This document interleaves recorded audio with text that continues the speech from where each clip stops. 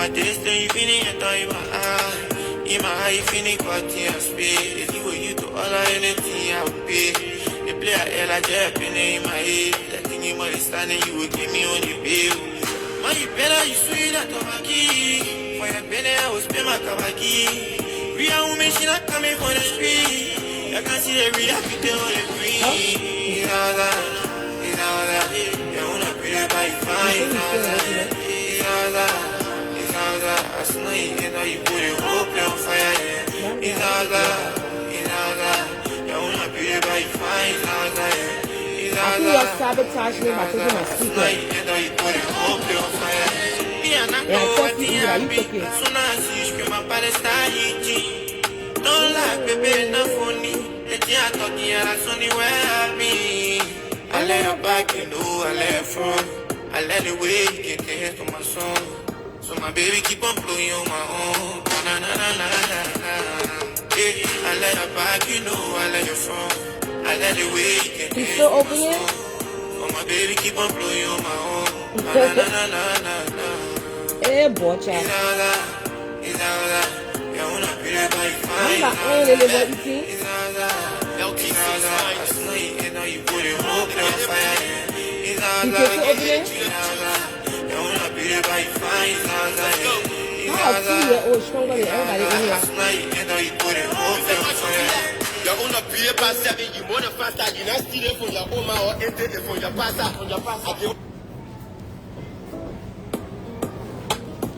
I hate to hear music low. I don't know why my son put my speaker.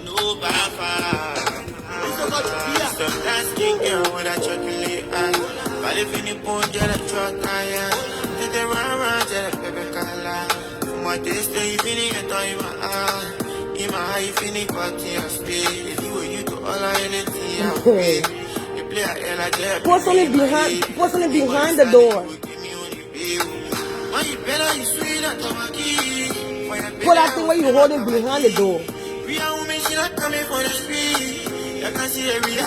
I never see her, but they want that gila.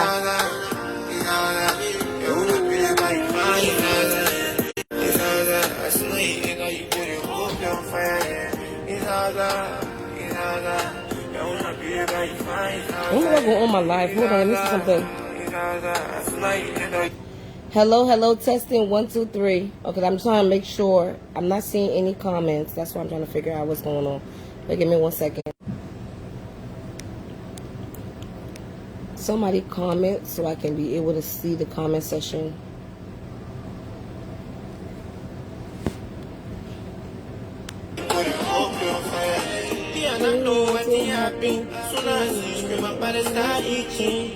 Don't lie, baby, enough for me. The thing I thought you had, that's only where I be. I let her back, you know, I let her front.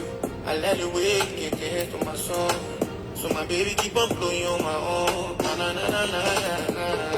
Yeah, I let her back, you know, I let her front. I let the way get the head to my song. So my baby keep on blowing on my own. Na na na na na na. It's all set.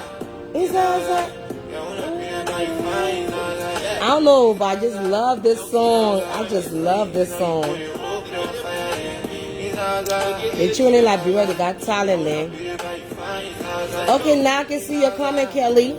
I can see you. Thank you for greeting me.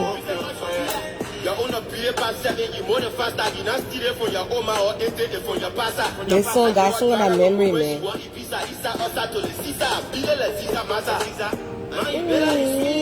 Hey, Wilson.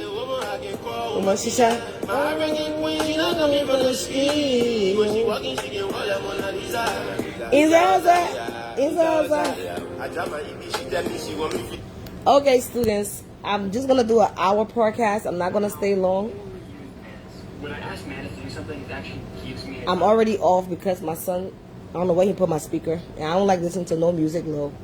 But anyway,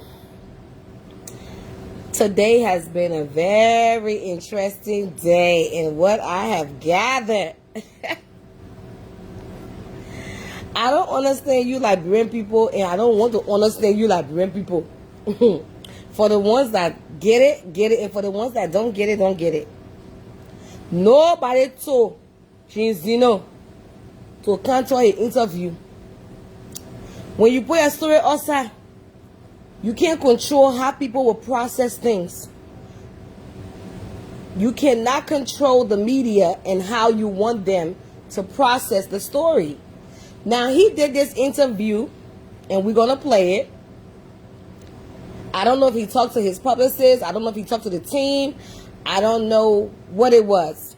But what I do know from the back end of the interview, there has been, since JYZNO has said and did an interview, because when he do interview, his interview be hitting everybody for the one that in the industry.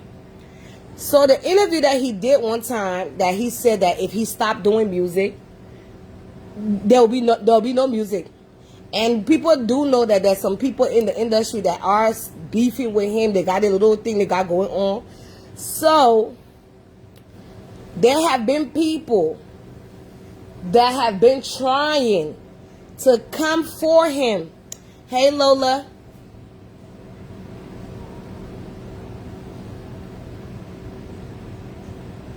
Jessica, you cooking something? Come see. Come. I don't know what you're cooking. Come see. Soon the child know how to get on the stove. I don't know what she got going on. Jessica, come see what I'm hearing the stove sound. Go check it out. Huh? The stove. Make sure you cut the stove off. You haven't go check it yet. Go check it. I am.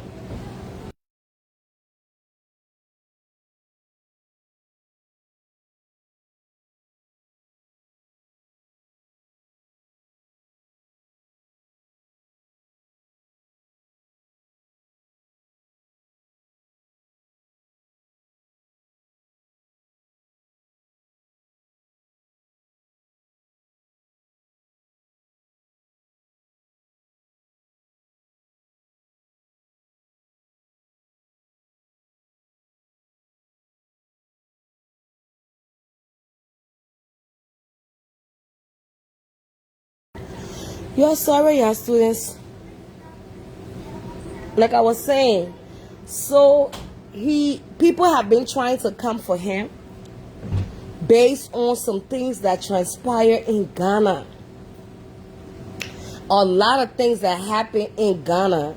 People that know him and know things that happen in Ghana, whenever he gets into a issue with people, they always in the back want to bring this story aside. So I guess, hypothetically speaking, he kind of figured out that, since they keep threatening me with the whole story here, they're going to talk about it, they're going to talk about it, because that whole story is deeper than what he explained in that short interview. So I feel like he wanted to do some damage control, hold control of the situation, come and explain, and put a man on the bus, talking the way how he feel best to talk it. Because there's always two sides to the story. Now we will bring that married man outside. Because JYZNO, if that married man that you claim, that try to have sex with you, that try to do that kind of thing to you, you are our artist. We have to bring that married man outside. We need his name. You can't be protecting him. What he want can spoil our other children in.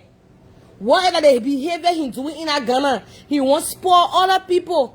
So we're not going to allow you to keep that man in secret. We will dig and we'll find him, and he will have to go and explain himself. Because he wanted to mess you up, so you say. So the way you talk in that story, the way you bring that story outside, we're not going to leave that story alone. Because that man, we need a name, a page, we will find him. That he will come outside and tell us what kind of nasty behavior he get inside him. So you say that he try to do all those nasty things to you. You should have called that man name. Whenever somebody want to expose something now, talking something, you bring a predator name outside. Student, what if this predator is still doing that nastiness to other people's children? So you will just sit down there, you will not expose him. You have a public platform. We talk about rape in Liberia. We talk about drugs, all the other things. At the time now you get that kind of platform, how you doing, B? We got a platform. You need to bring that man also so we can dissect him, know the kind of nasty thing he's doing to people cheering around here. We can't be hiding him. So you have to come outside and fit in that story and bring that man to the front line. From what I've been digging. And I can't tell you the play what I've been digging because I know if I say the play what I've been digging, you won't close that other area. So I will show you few things tonight, students, for his own mouth, from what he said. And I got some things then to show you from this story here, from his own mouth. Now what they say, too much talking can put people in problem. Too much talking, too much explaining. So let's take it from the beginning so we can listen to the interview. I know my tablet's a little bit low, but you just bear with it.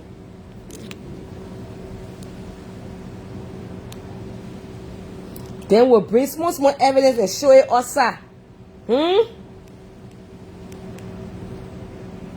Let's start with the first one. I think it also happens with ladies too. You know, like a young girl. So you have this little good look as a guy, right? And then you have a guy who's interested in guys, right? And then that person is kind of nice to your friends with you, in a way, like want to support you. And you see this person is even having wife and kids. And then later, you have given yourself to this person as a family, as a son or a little brother to this person. And then their intention just been there in secret, waiting to have their moment with you. Oh, I will help you with your music. Come this weekend, I'm going to give you 5,000 CDs for you to go and shoot music video. I'm talking about 2017. During the period I lost my uncle. You hear that? I will stop it right there, little by little. Listen to the pyro. Listen, I will stop it. I'm going to in secret, waiting to have their moment with you. Oh, I will help you with your music. Come this weekend, I'm going to give you 5,000 CDs for you to go and shoot music video. I'm talking about 2017. He said around 2017. So, I want to bring something that his uncle that passed away. And that uncle was also a gay. He was also gay. Okay? He said during 2017. Now, let's bring that receipt also. Right here. During 2017, we are going to take the thing a little by little. I'm not here for too long, but we'll take it little by little. He said during 2017, he went to Ghana. Okay. Now this, I got a person page, but I can't show the person name because I'm still working on the case. I'm still working on the case. But I found the person. I found it. And I'm still working on the case. We will start right here. Student, during the time of 2017, when he said he was in Ghana, it was his uncle. His uncle here is a gay or open gay man. He's gay, okay? Now the uncle now took him to Ghana. Who brought him to Ghana? Got introduced to the guy that he was stopping with and staying with. Your story, you said that your story, you want to go spend time. But the story, what we know, you didn't go spend time. You were living there. This man was helping you to build your career at that time. And this guy, your uncle, made that connection for you. Now, my question is, why the particular person here with a page doing 2027? What's up, Odori? Why this particular person, this particular page, which I've hide the name, because I'm still doing my investigation. This particular page, this particular person at that same time, 2027, what you just said, that you were in Ghana. Why the person here always was throwing shade on Nelly?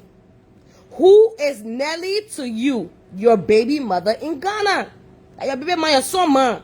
Why every time when your son man come around, the person, when we're digging behind the page, every time your son man was around, the person used to throw shade. The funny moment. What's that? What was that all about? Who was this person referring to as the dog? Who was this person referring to as jumping up to open the room door to try to go hang out with her? Now that men are jealous over there. Now that men are jealous over there. The whole thing when you decode A to decode A. Because Nelly, and the same way your baby man name is spelled. Know that his uncle, the guy with the braid, that his uncle. They ain't got no anything inside it. The guy with the braids, his uncle. The same way your baby mother name is spelled on social media is the same way this particular person who's attached to you, their name is spelled. But then again, let's take it back. Then they put in listen. I will stop in between. You bring your story outside. Nobody asked you to bring the story outside. Like you bring it outside. And we'll decode it.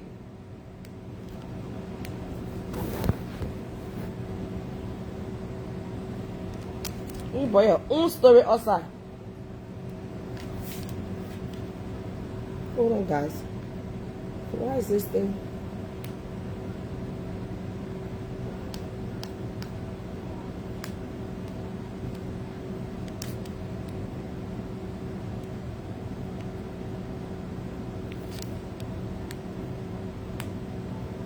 I think it also happens with ladies too, you know, like a young girl. So you have this little good look as a guy, right? And then you have a guy who's interested in guys, right? And then that person is kind of nice to you, friends with you, in a way, like want to support you. And you see this person is even having a wife, and then later, you have given yourself to this person as a family, as a son or a little brother to this person, and then their intention just been there in secret, waiting to have their moment with you. Oh, I will help you with your music. Come this weekend, I'm going to give you 5,000 CDs for you to go and shoot music video. I'm talking about 2017. You see that? The date on there? 2017. I was so close to this guy. The thing he brought, I never saw it coming. So there's a place I go and spend weekends. I see people, artists and other people come around. And then later, create a love for these people as family. And all of a sudden, you start to tell me you like me. Me, I don't judge people. My late uncle was gay. Now he late uncle, you know what I'm saying? I've been with people, gay, lesbians. I know people. I respect people because I mean, him, I don't know why God. But the late uncle, I told you got that died. The uncle there. I also don't know why he allowed. You hear him saying it, y'all. Take it back. He know people that gay. All of a sudden, you start to tell me you like me. Me, I don't judge people. My late uncle was gay. You know what I'm saying? I've been with people, gay, lesbians. I know people. I respect people. Because this is one of the person. This is another person too that he's friends with that's gay. There's another person too that he personally know that's gay. So he got a lot of friends that are gay, like he's saying in his story. This was his old page before that he commented on the board page 9 years ago. You see him there. It's just getting started. So he know people, like he said, that's gay. He don't judge them. He hang around them. He know what they're about. He know the kind of lifestyle they're living. He not here to judge nobody.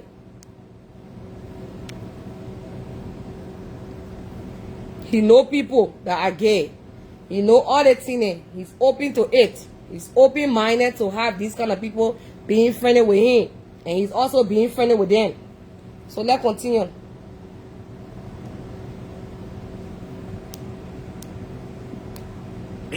I think you're waiting to have their moment with you.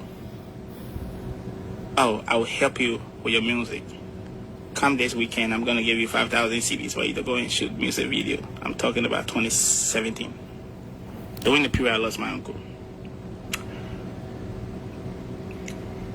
I was so close to this guy. The thing he brought, I never saw it coming. So I see people, artists and other people come around. and then later create a love for these people as family. And all of a sudden, you start to tell me you like me. Me, I don't judge people. My late uncle was gay. You know what I'm saying? I've been with people, gay, lesbians. I know people. I respect people because I'm a human being. I don't know why God told me and made me to be a straight guy. I also don't know why he allowed other people to be gay or lesbians. I don't judge them. My personality is different from my sexuality. Same as I see others out there. Somebody can be gay. Another person will be here dying. That gay person will help them to save their life. And the straight person who we say will not judge will sit there and watch that person die. So I'm just saying, you be you, I me. But don't bring your sexuality. Don't bring your sexuality to me. Okay. We there. We stay there.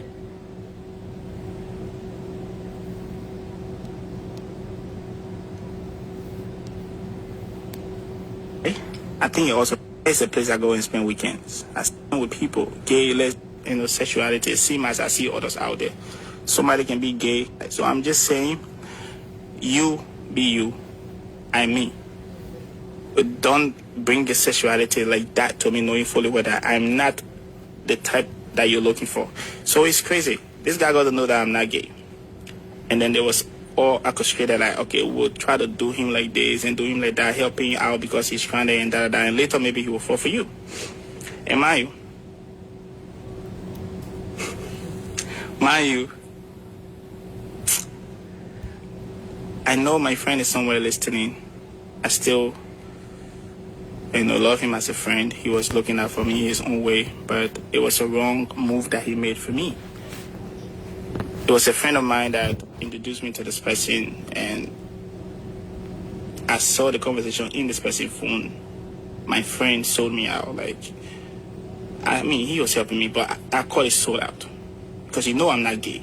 It's not something that I'll do. You've been knowing me for a while, and then you still push me in that position.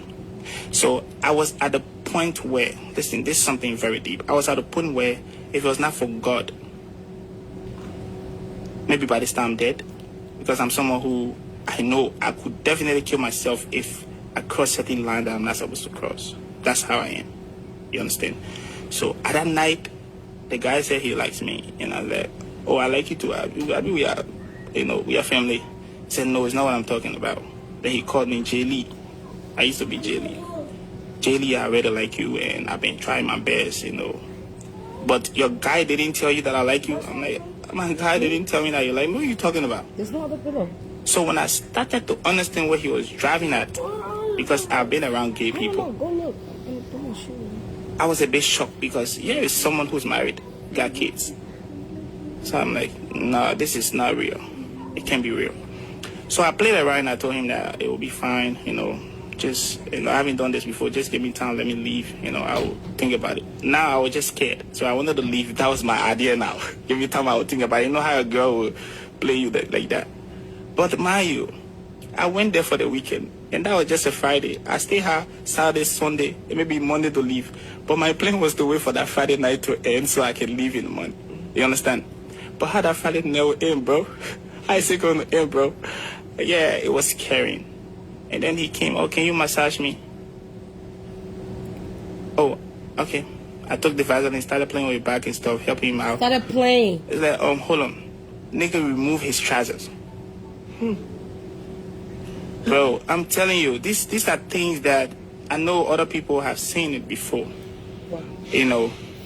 But that was so off. Listen, I feel like I was in a trap. And God saved me from over there. He begged, just have me if I can't have you. I can't have you, you can't have me. How would, it was, listen, it was, but that was my worst moment as a hustler because, bro. Okay, so let me just get you guys up to speed. So when he was doing an interview, how the question came about, the person asked him what was one of his worst moments in his life, experience, and he decided to talk about this situation that took place with him and a guy in Ghana. Just for that night to end, I just kept going from the bathroom to the kitchen to the living room, just to not sleep, because I felt like if I sleep, something will happen. Was this in his house? In his house. Where was his wife and children? Wife and children in UK. Oh. Listen, this thing was so off. It was so scary because we a family. We already know ourselves. You haven't introduced me to your kid and the kids and the wife, but sometimes I'm around you talking to them on the phone and, oh yeah, my small boy is here to see me and those things. So like I saw this person as a big brother who God has sent even to even help change my life, because the only person I had out here as a hope died in my hand. You understand? Thank you for that I'm question, always Mama. praying to God to help me out with my life. So for this to be the other way around. Thank you for that question. My thing is, again, with the whole story, the whole interview, somebody come out, take all that, the person approach you and you try to dodge it. You don't tell them straight up, I'm not gay, I don't do that shit. I don't do that shit. Then you proceed, him coming and telling you he wants you to give him a massage, and you start playing with his back. Don't you think, as a man, what you're doing to him? Don't you think you're turning him on? What minute they want for other men to rub their back? What real dudes will bring Vaseline to you in your mind, and he got his back turned, and you massaging his back and playing with his back?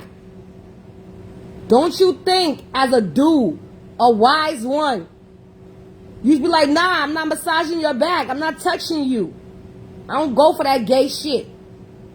So when you were massaging the man back, the man was feeling horny. Come on now. And you was not visiting, you was staying with him, you was living in Ghana with him. After your uncle made that connection, you was living there. And you stayed there. You didn't leave. You did not leave. What kind of man would can't tell a friend, man, say you will massage his back? I don't care what kind of pressure you on set. A man telling you he wants you to massage his back. You're not even a female. You're a dude. You're supposed to run outside that place immediately. Get from inside there. Be like, hell no. I will not. That woman, we went to 72nd, and that woman about thing to him that was shocking. All kind of do. A lot of young people put themselves in position a lot of times, even here in this industry. It happens in Hollywood. Yes, it does. It's a very dangerous game. I come here again. Let me play the other one here.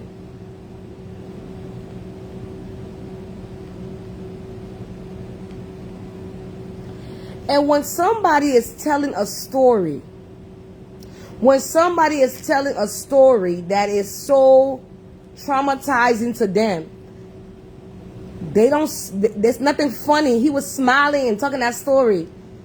Like, that's something that you claim, you want us to believe.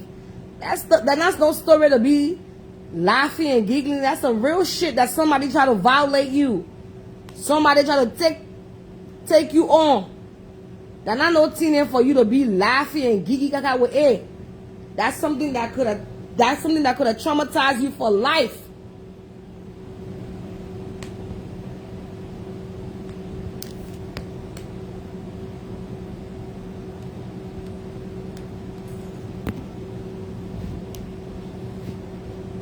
Hold on, guys. I think he was probably struggling with his sexuality, and the guy was in the position of power and definitely put a lot of pressure on JYZNO. It's not as easy as it seems. Adults can be monsters. Yes.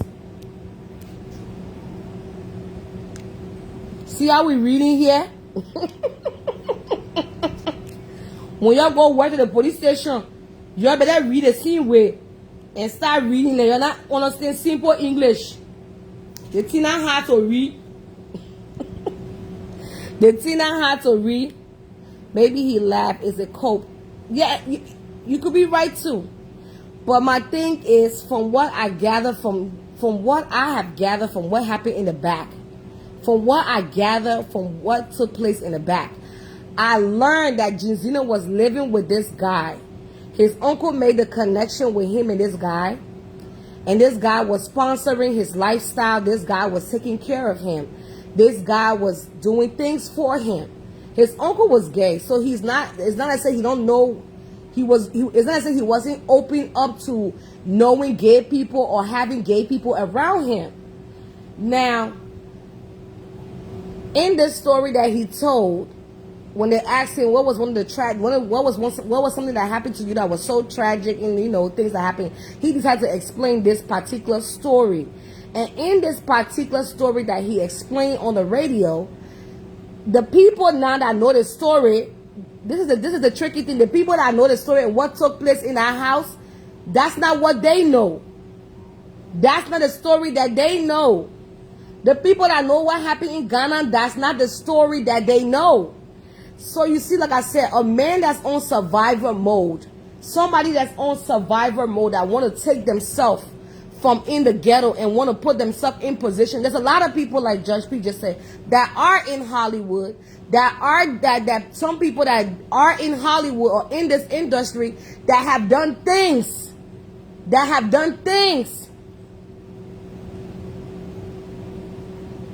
Listen to what he said. This person was supposed to be helping, and this person was taking advantage of him. At this point, he was in a fighting position. You probably will not understand unless... Now, like I said, there's two sides to the story. Like I said, there's two sides to the story on this story that happened, because the people that was in his time, being in his space when that thing happened, that's not what they know. Because he even told people that this man raped him. He told people the man raped him. And people stopped fucking with the man. He didn't say the man tried to do something, it ain't happen. He told people. He told people that the man raped him. So for him not to explain the whole story, when that incident happened that night, that day, or whatever time it took place, the people that know him and that was around him in doing 2007 in Ghana, he told people that the man took advantage of him and raped him. That's the story that they know. They know the story that he got raped by this man. And people that were close to this man felt like he shouldn't have done that to this boy. That's the story they know. But maybe he's holding that information to say, like, I mean, if you're going to come out all the way, come out all the way. The man probably did take advantage of him. That's what I'm saying. That's my whole point. I'm saying the man took advantage, but that's what he said. He said that he told people that the man took advantage of him. The man raped him. So people that were in their circle at that time. Teacher, he said he went there for the weekend. So that means he was not living in the guy house. That what he said in his story. That he was not living there. He went there for the weekend. He didn't. His uncle brought him to Ghana and then introduced him to this guy. The uncle that this guy with the braids that passed away was gay. And that was the uncle friend. And the uncle brought him to this guy. But now he's trying to say that he said that his friend set him up. That his friend set him up and the friend knew and put him in that position. It's very all over the place. From what the person that I spoke to that told me, what they told me that happened in Ghana, because this person know the married man. That post that I just show you. Let me show you to you again. Let me show you the post again. I'm just covering the married man for now until I can speak to him and get a full detail. So I cover the name so I can show you right there. So at that same time that he said he was only there for the weekend, this the same married man back in 2007, this man Pish. This man was openly gay. Like he was openly, I think, I can't say gay because gay is when you strictly like men.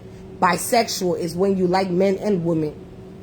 This same man back in 2017, when JYZNO baby mother used to go and be with him, this same man will be posting, and this is JYZNO baby mother's name, the exact way how she spells her name. This is the same man that will, you know, when men let men and men doing men, you know, jealousy play. So why he renting it one for?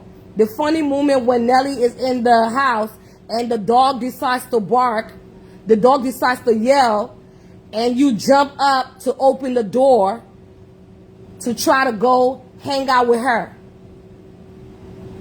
Now, I'm a female. I'm not a man. But I know men that have female tendency will be ready to kind of teenage because he's jealous. Because he's probably not out to tell people, you know, so he's trying to tell in the whole deco in code that whenever the girl come around, he want to leave him in the bed and go play with it and go hang out with a girl as if he's not ready to identify himself.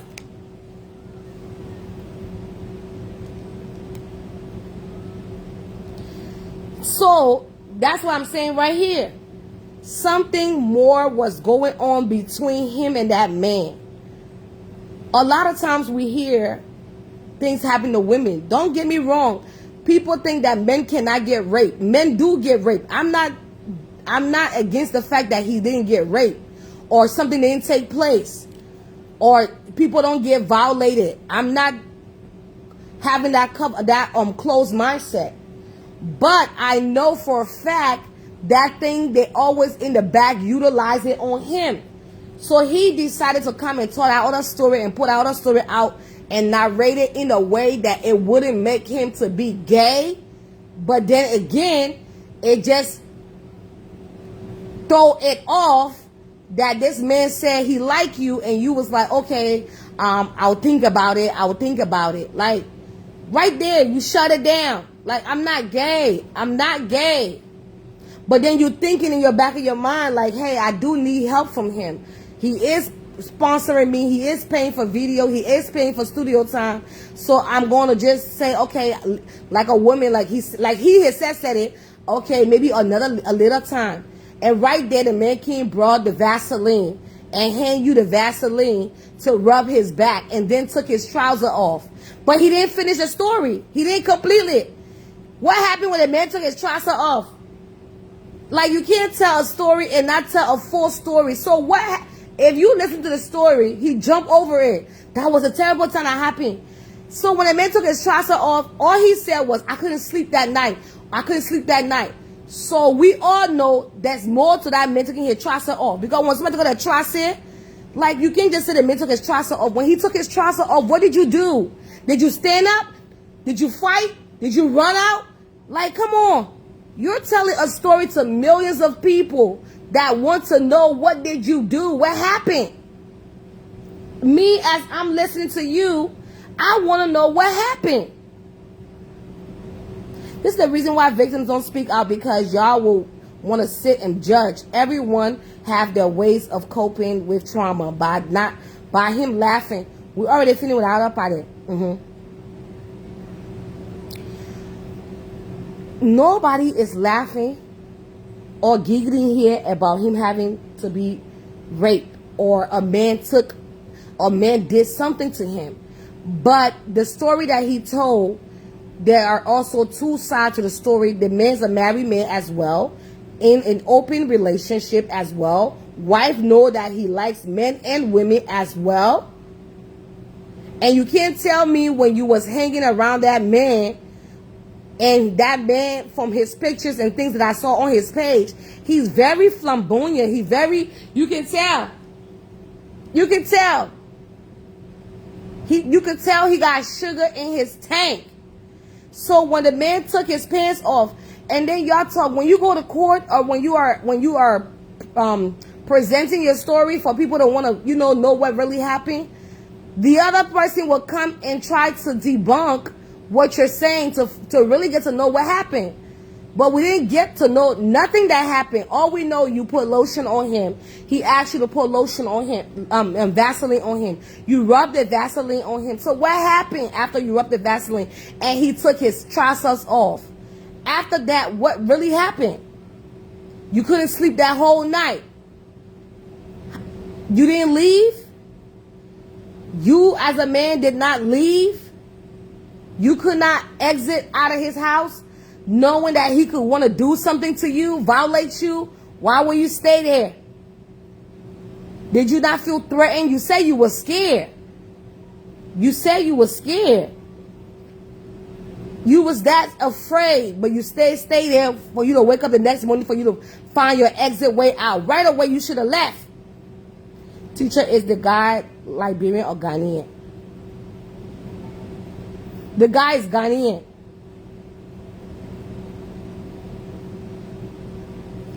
Exactly. Can't explain the full story.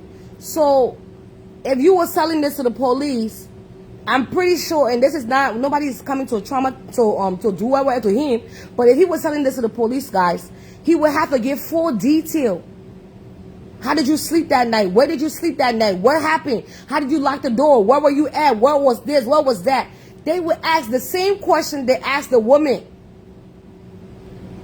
So I'm just looking at it like, okay, so now for me as a woman, I'm like, damn, so men are all also put in the position that we women are put in, that they can't leave. Well, this man's body very big that you couldn't all around him. I answered the question, Eve. I said the man is Ghanaian.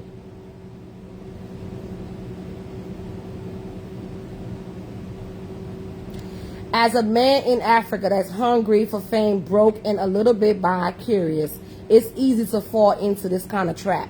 Thank you. That's all we saying here. That's all we saying here. The thing, that's all I'm saying. These things happen every day. JYZNO's not the first and he won't be the last. You should have called that man's name out. So that way he don't do it to other people's children. Because he's probably carrying on that same behavior he did with you.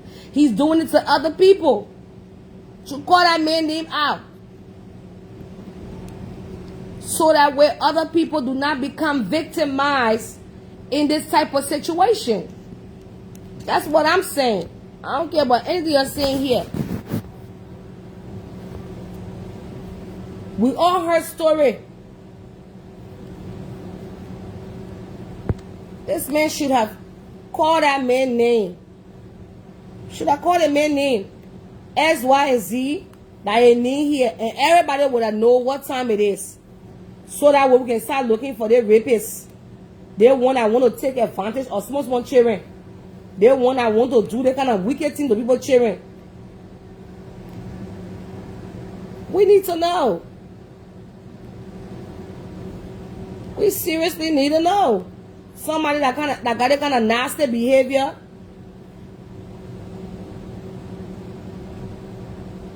If he was embarrassed, he would not even tell that story. Say, man, leave that thing. If he was embarrassed, he was not going to tell that story, because you have to understand, you have other people that's going to want to find that man. Not my one. If he was embarrassed, he wasn't going to tell that story. You were not going to bring it up. It's too traumatizing.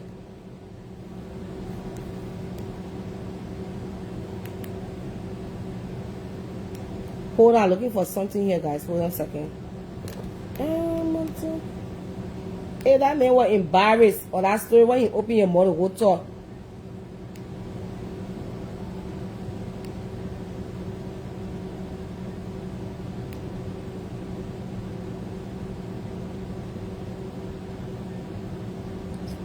So why he came out? Please ask her. Why he came out with that story halfway? Something that you fully not prepared to discuss.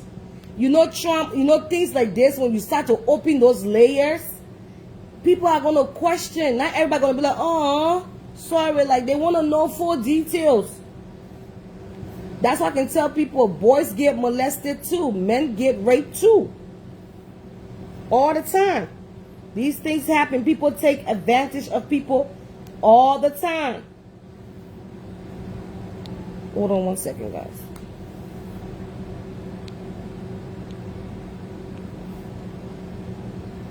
He says it happened to 2017. Hold on, I'll be reading your comment because it's Sana and President Boyka said that when we come on a live video, we need to be able to read. He said that because that kind of disgrace that we saw the few days, small people can read, the country failing. So all platform, when you get there, read the comments out loud. Be reading it. Because we are finding out that people in the community get reading problem. I didn't know. I was shocked. When I heard the whole story, I was like, wow, some people can read. Some people get reading problem in the community. And we are here to help you. We help you every day. Let me play the other recording, guys.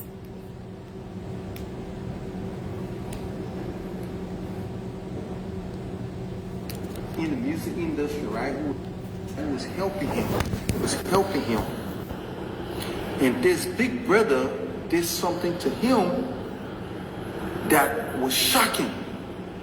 Okay? I don't know if you watched the video, all right? But if you go to his page, I probably think you'll see it, all right? But JYZNO, who is Liberia's biggest artist, I know some people will say, oh, they're, what's the guy name? You man, we didn't say, man, what's that guy that sang that song? CRC. CRC, right? No, CRC is not even close to JYZNO. You understand? On a local level, CRC they're not local picking and you know what I'm saying? Who hustling? They're good, you know what I'm saying? But their music don't transcend on the international stage, right? But JYZNO was talking about his big brother in the music industry. How the big brother told him one time that he said, I love you. And JYZNO, being naive and not understanding what this guy was saying, he said, oh, my brother, you know, I love for you. The guy said, no, JYZNO, you don't understand, JYZNO. I really love you. And him, still being naive, said, yeah, but, Brabi, you know I got love for you. Now the guy said, no, JYZNO, I got feelings for you. I like you. I want you to be my boyfriend or girlfriend. And JYZNO said he froze.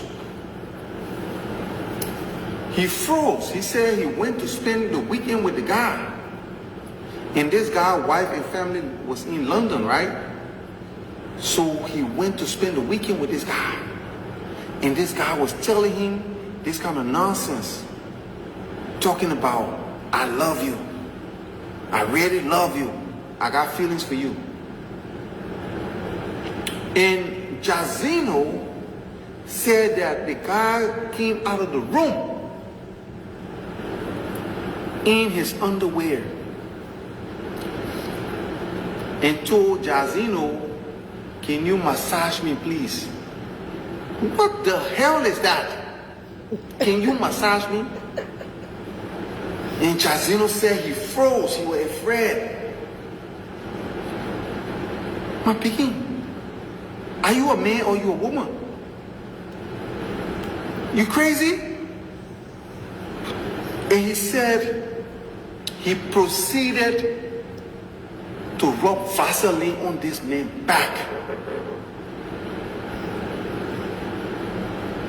And then this man took off his underwear. I said, well, JYZNO, that thing you talking, it sounds suspect. You know, I don't know JYZNO personally. I ran into him one time to GB5. No, what do you call it? That GB hero, man. Right to Boulevard there, you know. That woman, when you go into 72nd, and that woman I be saying the GB. One time he came there. I saw him, we shook hands, but that was it. But as a man who knows himself, you got two balls between your legs. When another man does something, Just the fact that the man takes it, I love you. Okay, I can understand the first time you say, yeah, what's up, my man? I love you too, my man. Because, yeah, well, you know I love you too, my man. What's up? I got love for you, man. No, but when the man said, my man, I got feelings for you, you're supposed to shut it down. Say, damn, my man. Don't tell me that type of shit. Don't tell me that shit. Fuck you talking about? You got feelings for me? Do I look like a woman? And if he insists, JYZNO, let me tell you something, my piggy. That shit you talk on the internet, you sounded really fruity. Too much sugar was in your tea. I'm telling you, my piggy. You sounded too sweet. Because when a man does something like that, the first thing you're supposed to do, you're supposed to go in the kitchen and get all the kitchen knives. Get all the kitchen knives. And you come and try to stab that man for disrespecting you like that. I'm not saying you should stab him, but at least scare the shit out of him and get out of the house and find your way. But I don't think you explain all the story. I don't think you explain everything, JYZNO. You sure that man didn't play with your booty hole? Are you sure that man did not play with your booty hole?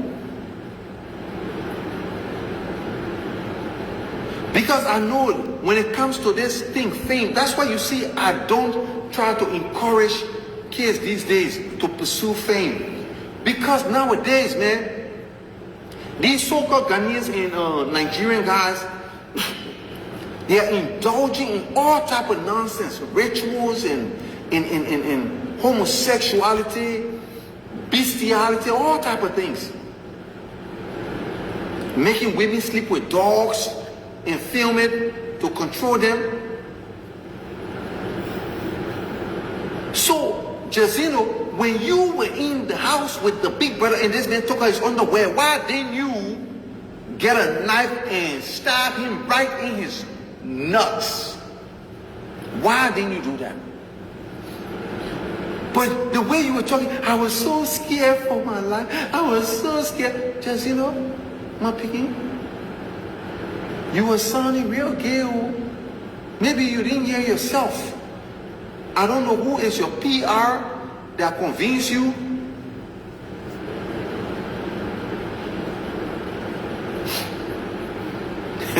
Prince, what's up, my man? He said my financial man has it down running for Nima Kwado presidency. Prince, what's up, man? Hey, I'm a big brother. I'll fast with you, you know, the few times, but we'll talk.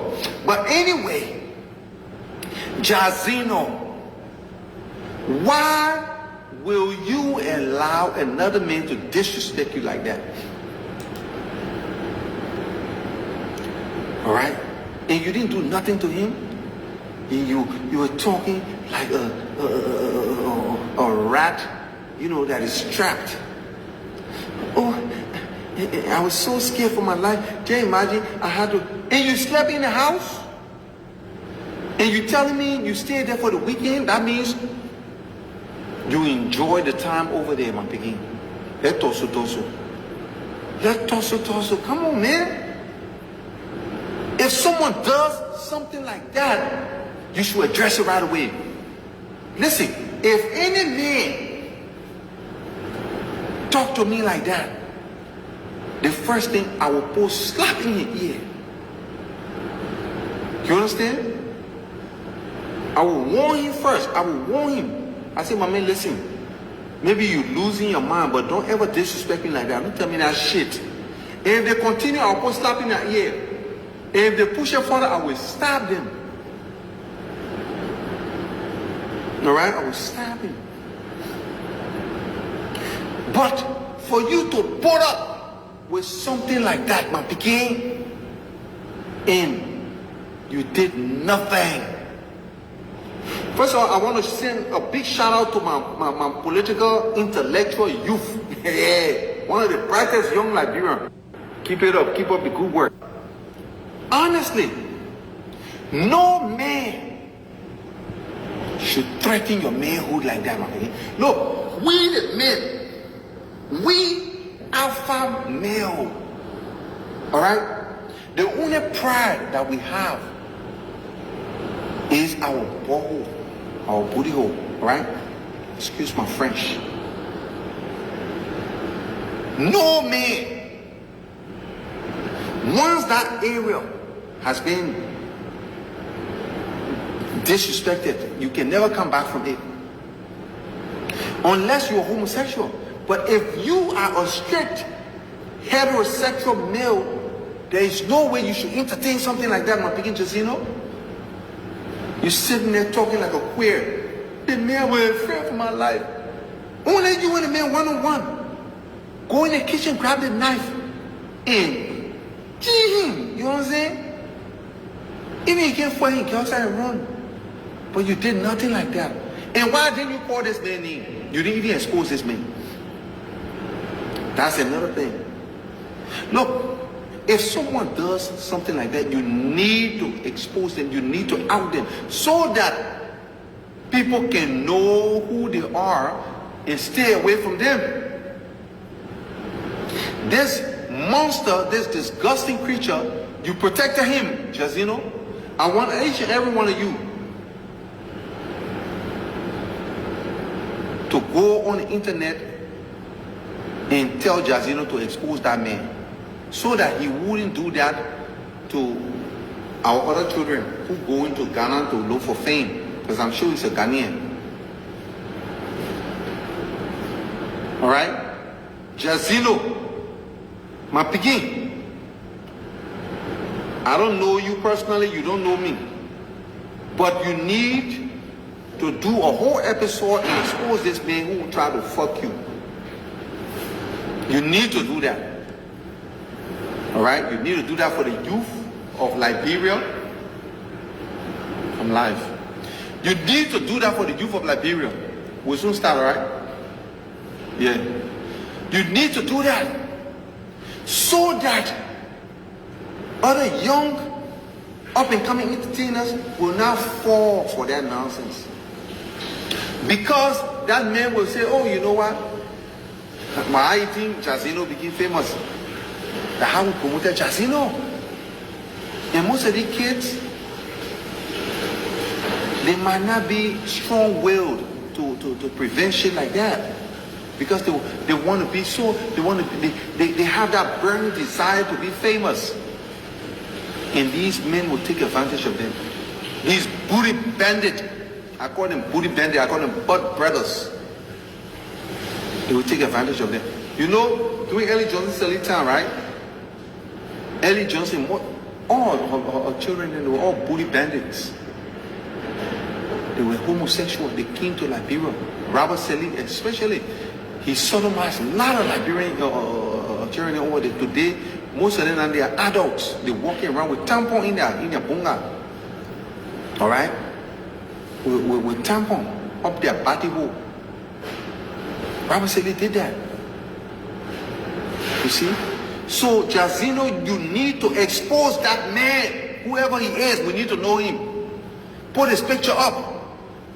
If you don't do it, that means you have sex with him.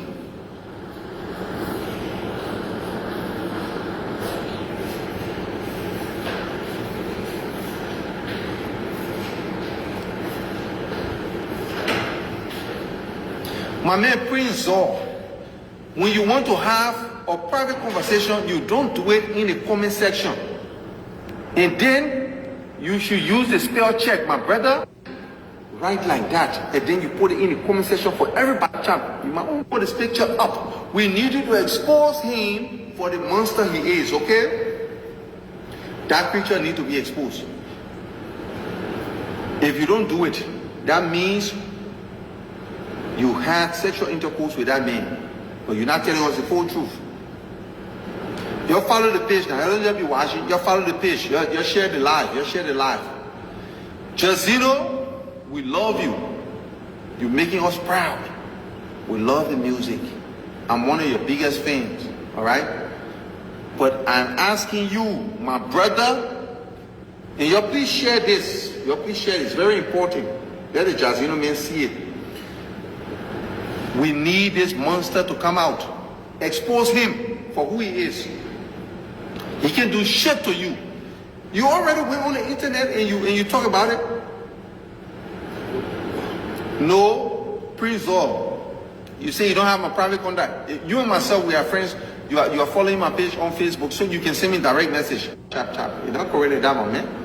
I heard the poor people in Liberia, brother. You can't read message like that. When you read message, you have to grammatical errors and stuff. No, when this boy was talking, when JYZNO was talking about this monster, and he did not want to expose this man, he did not want to put him anymore. Then why are you talking about it? You were there rubbing Vaseline on this man's back. Why? What can he do to you? What, he would kill you? You crazy? You can't defend yourself? If you cannot defend yourself as a man, I just you got a girlfriend, right? If your woman even hear that shit, that you were rubbing Vaseline on that man's back, your woman will not be satisfied with you.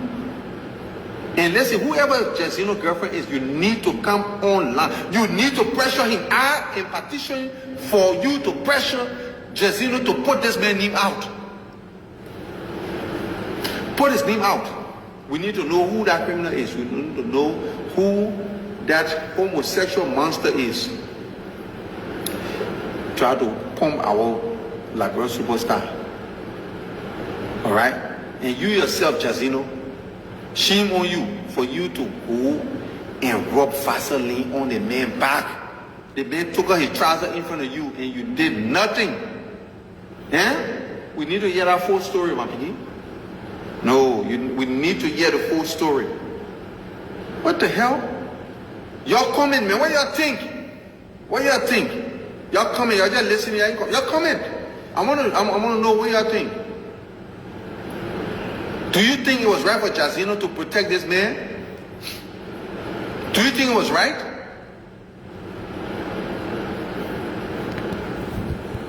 This man, he gonna do that to other young entertainers. You're not the first, JYZNO. You're not the first, and you will not be the last. Who knows what happened that you spend the weekend with the man? Still, this man exposed himself to you. He exposed himself to you. As a grown man, another man take his clothes off in front of you, talking about how he's sexually attracted to you. You're supposed to cut that man in his cut, slash him, dice him, so he can never disrespect you like that again. You crazy? Okay, students. I'm pausing the live video a little bit. That was Zonic giving his intake on the interview that JYZNO did. So, like I said, we all have our own personal opinion and we're all entitled to it. We all have our own personal opinion, we're all entitled to it. Now, this particular post that I posted for you guys, this person is connected to him, the JYZNO man. Because that was 2007 when the whole thing was happening. And the person was saying you cannot hide underneath the rainbow. These comments, these things was made underneath the old page. Underneath the old page, and the person kept posting it. I don't know if he still have access to that page. You know, sometimes you lose access to your page and you don't know the pin, you don't know the password, you don't know the pin code to get into it. That person was still posting that underneath his page.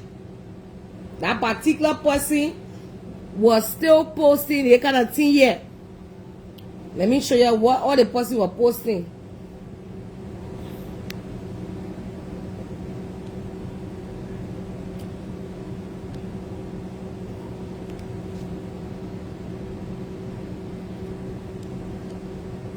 These are the things the person been posting underneath.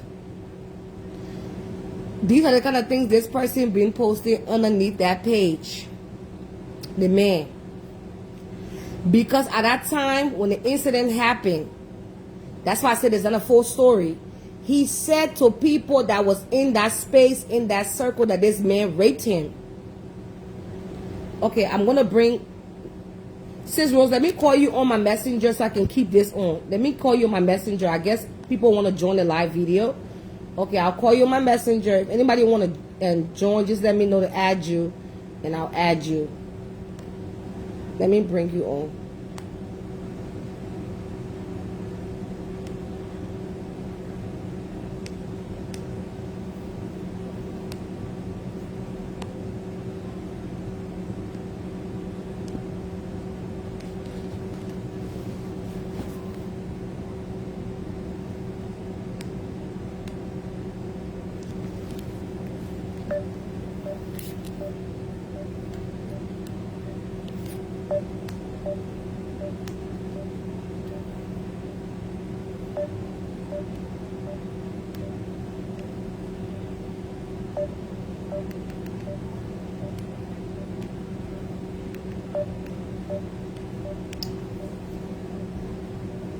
It's not allowing me to call you. Hold on.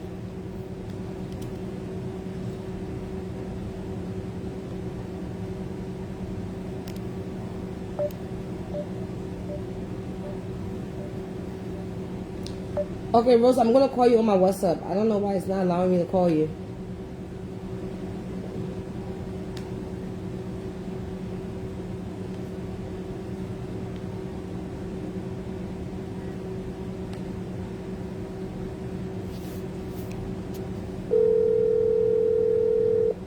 Well, you press the button.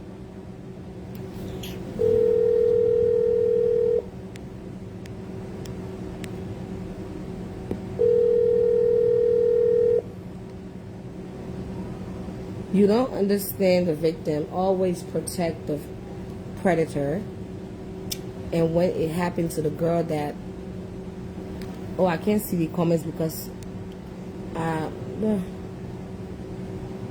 of shame. Yeah, the comments are going a little bit faster. I can't see it. You don't understand the victim. Always protect the predator. And when they happen to the girl that protected the predator because of shame and adjustment, it disgrace. They are afraid of the... Yes, you are absolutely right. But he has a public platform and he spoke about this situation. And speaking about it will also make other people that man could be doing it to. That man could have been damaging, like I said in the beginning. That man could have been that man could be damaging other people's children. So now that you're in the position, you can expose him. So everybody can know this type of man. What if this man is damaging other people's children? What if now that's the job this man is doing? He's damaging other people. And you can't sit there like... It's one thing, like he said, if you want to be gay and you offer it.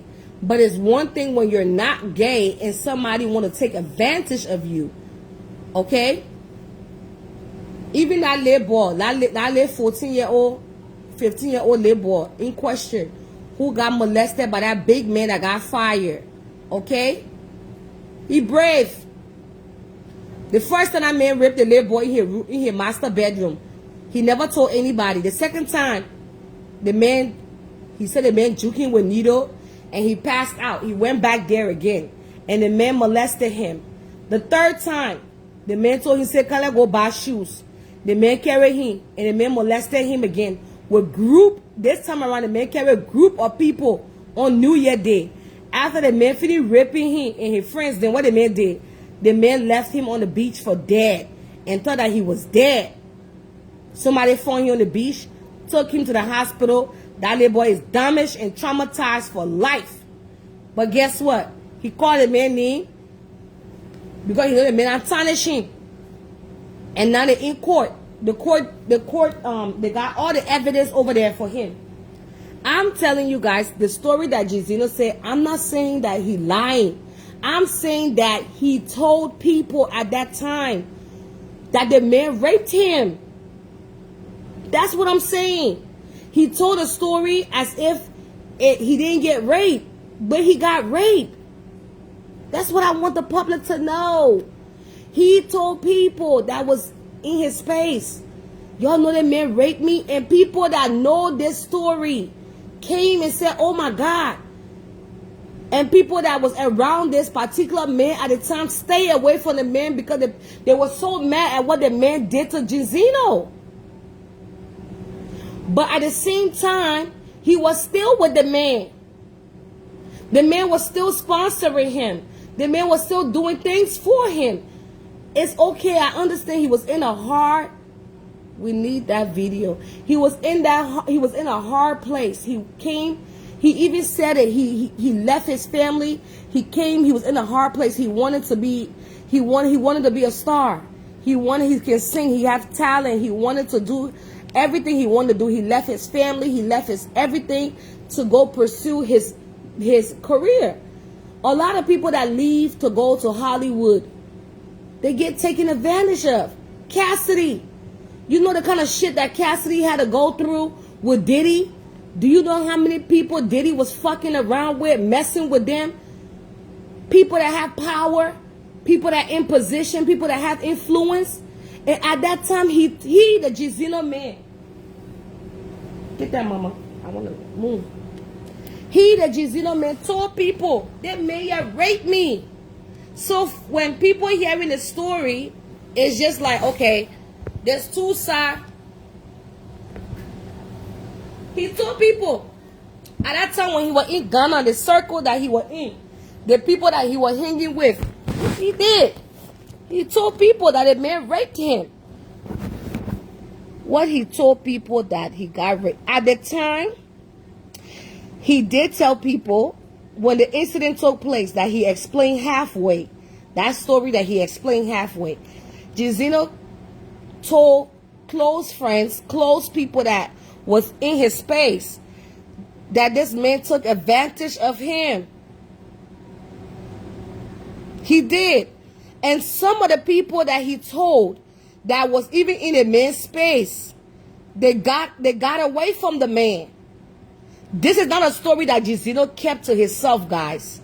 This is not a story that he never shared. It's only because he shared it on the radio. And like I said, the people that know this story here, right? This is the reason why the whole story came out. I will make it. This is the reason why the whole story came out. Because people, you know, when people know your past, your story, or what has happened into your life, or what has transpired with you. So the people that know this story has been hunting him with this story that you know, whatever took place with him and that man. The people that know this story know that he was in a relationship with this man. Now, so when that situation happened, as time goes on with JYZNO, his career started to grow. He became very well known, famous, and you know, he's talented. These same people been taunting him, like they said, blackmailing him to come expose him and bring this story out. They always been in the back trying to bring this story out to the media. So he tried to do a damage control. Like, since I'm being taunted with this thing that happened to me, I will just say it and just leave it at that. When he told few people that this man had took advantage of him, there was some people in the circle, when the people wanted to go question the man and ask the man about it, like, oh my God, I can't believe you would be so evil to the boy. You would be so wicked to the boy. How can you just take advantage? The man said, no, I'm in a relationship. We had a relationship. Nobody took advantage. I didn't rape him. We're both in a relationship with each other. That's what I'm trying to make y'all understand. From the man perspective, he knows them to be in a relationship. And they were doing like foreign exchange. You rub my back, you Vaseline my back, and I push your career. You do what you supposed to do for me. Because even he said it. The men were calling him, oh, my labor is here. I didn't even know say so many because he put a labor. The fuck you calling me a labor for? So that's why I'm trying to make you guys to understand that at the time of this incident that happened, there were people that was involved in this particular story. At that time in 2027, he wasn't popping. There was no need. They just quietly handled it. That's the reason why nothing came out. They handled it among themselves. They handled their situation among themselves. They talk about it. Some people believe that the man took advantage and raped JYZNO. Some people came back. You know, like Liberian people now. Come on. Oh, the man said he raping you. The man said two and they were loving. You understand? Some people came back, was like, oh no, if somebody did something to you at that time, knowing yourself, so men too don't go to the police. So that's what I'm saying. This story is not a story. It's new to us. It's fresh in our head. But the people, when he went and spoke about this story, and it was shared, the people that know this story are now talking. They're now talking. And I'm telling you guys that you guys gonna hear more to this story, and you guys will probably see that Ghana man come out. I'm telling you, to come and explain this story. That's the reason why he talking in the way he talking, and he don't want to expose this man, because if he exposed this man has nothing to lose, and this man can come and say, no, I was in a relationship with him. That's why he's protecting him. I'm not saying that he didn't get taken advantage of. I'm not here to mock that it didn't happen, but the story was just told slightly, and it wasn't told in a way for us to grab and understand what really took place. And some of his people that are talking like, oh, JYZNO only told the story because he wanted to tell people how this man exploited him and stuff like that. Yes, it happens all the time. People do it to women, they do it to men. So the people that know this story, they are still alive. They're still in Ghana. They're still in Liberia. And these are the people that have been trying to blackmail JYZNO all the time with this particular story. Because some of them know and kept saying in the back that, no, you and this man had a relationship. This man and you, because after, this is the reason why it became very conflicting with some of the people. This is the reason why the story became very conflicting, because I spoke to someone. This is the reason why the story became very conflicting. Sorry. I spoke to someone. The person said at the time when JYZNO had said this to them, everybody was upset that this man took advantage of this guy. Everybody was upset that, you know, that this man did this to JYZNO. But then JYZNO was still working with a man, and he was still in a man place.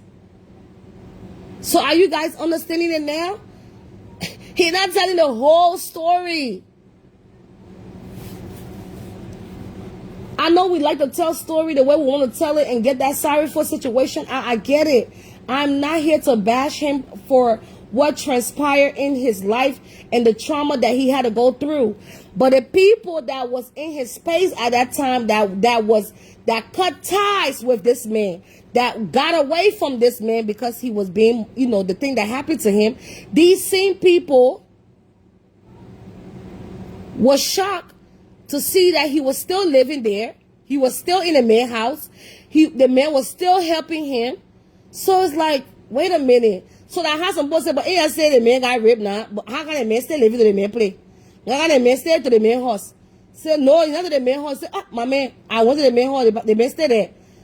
So it's more deeper than just the surface level of what he told us. It's more deeper. Because the people that, the individual that I spoke to today, that carried me to that particular post, and the person took me to this particular page, where the person and him that were in another team, they were inside that team, see the person throwing shit on his baby man, and the person was calling JYZNO a dog. The funny moment when Nelly in the house, and the other, and you see that person made me to understand there is more.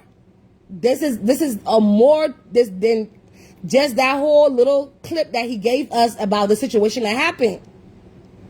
Because if you come tell a story to people, especially you're not a woman now, you're a man, and you say this man did something to you that is so disgusting, so traumatizing.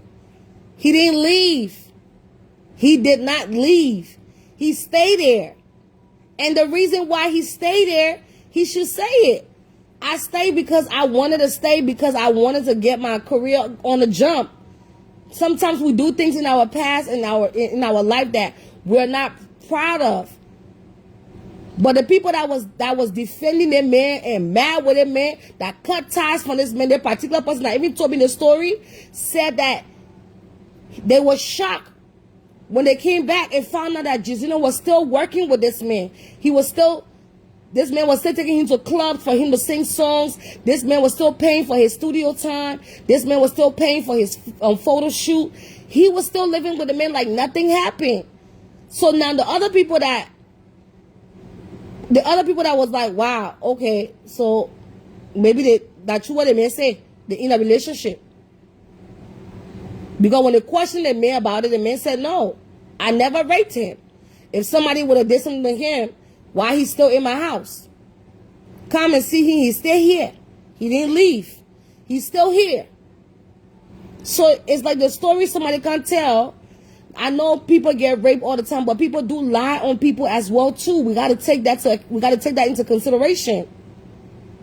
And sometimes men will say they got, because you know it's very shameful for a man to get sodomized by another man. So they will try to make it seem like, oh, I was raped, but was you raped or was you enjoying it? Was you really raped or did you have a relationship with this man? Come explain that full story of what really happened. He just cut that story short. Oh, it was so tragic. Yeah, the man did it to me. It was so tragic. I was scared, and that was it. He said it himself. He told me to come massage him, and I was playing with his body. The fuck? Then said, I told him no. When the man even approached him, let's take it back with the recording. You hear it again. That man approached you. When that man approached him. And here's the picture when he was in Ghana. So let's have a fresh mindset of it. So my wife children will do anything for money. Anything to be on top. Put yourself in a position that today, tomorrow, those things people will be using it against you. And that interview he did is I'm telling you, it's not gonna go untouched. It's bringing the people that were part of this story. It will bring them outside. It will definitely bring these people outside.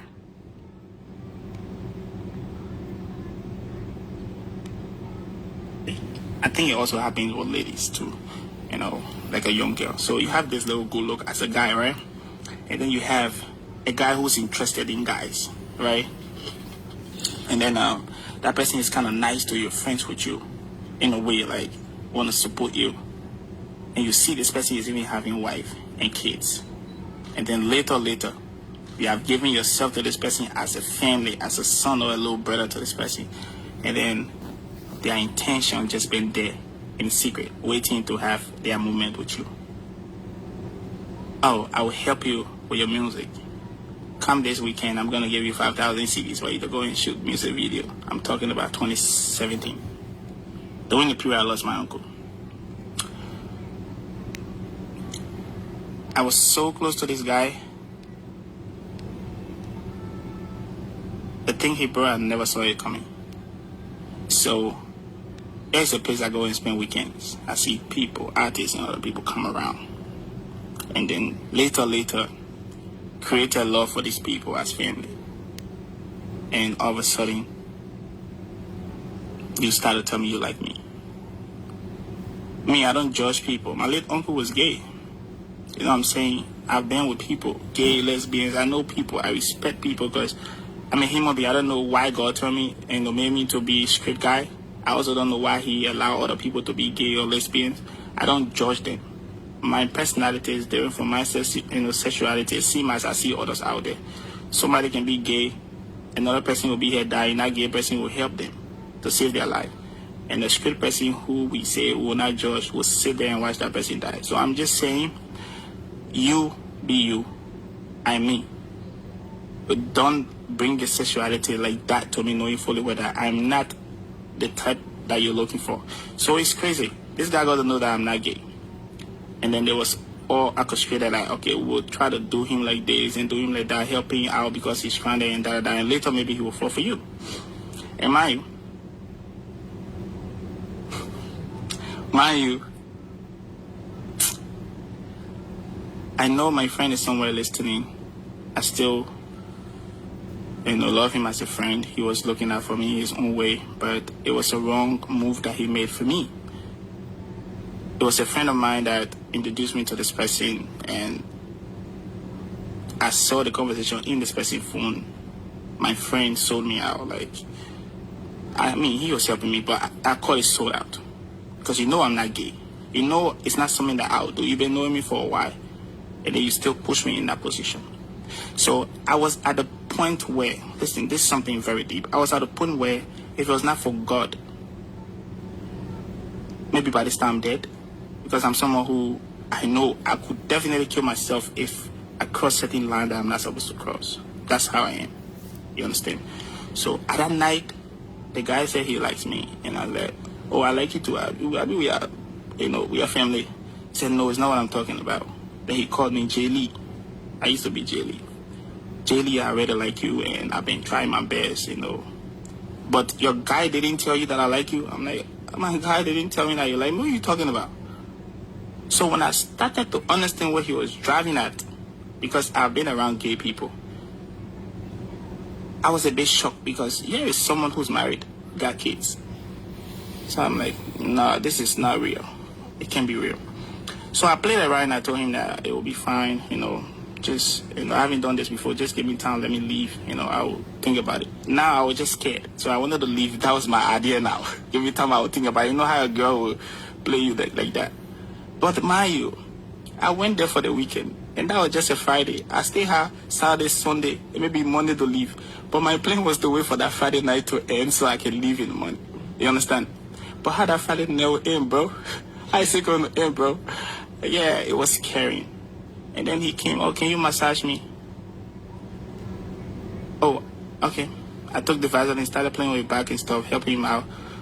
It's like, hold on. Nigga remove his trousers. Bro, I'm telling you, these are things that I know other people have seen it before. Wow. But that was so off. Listen, I feel like I was in a trap. And God saved me from over there. He begged, just have me if I can't have you. I can't have you, you can't have me. How would, it was,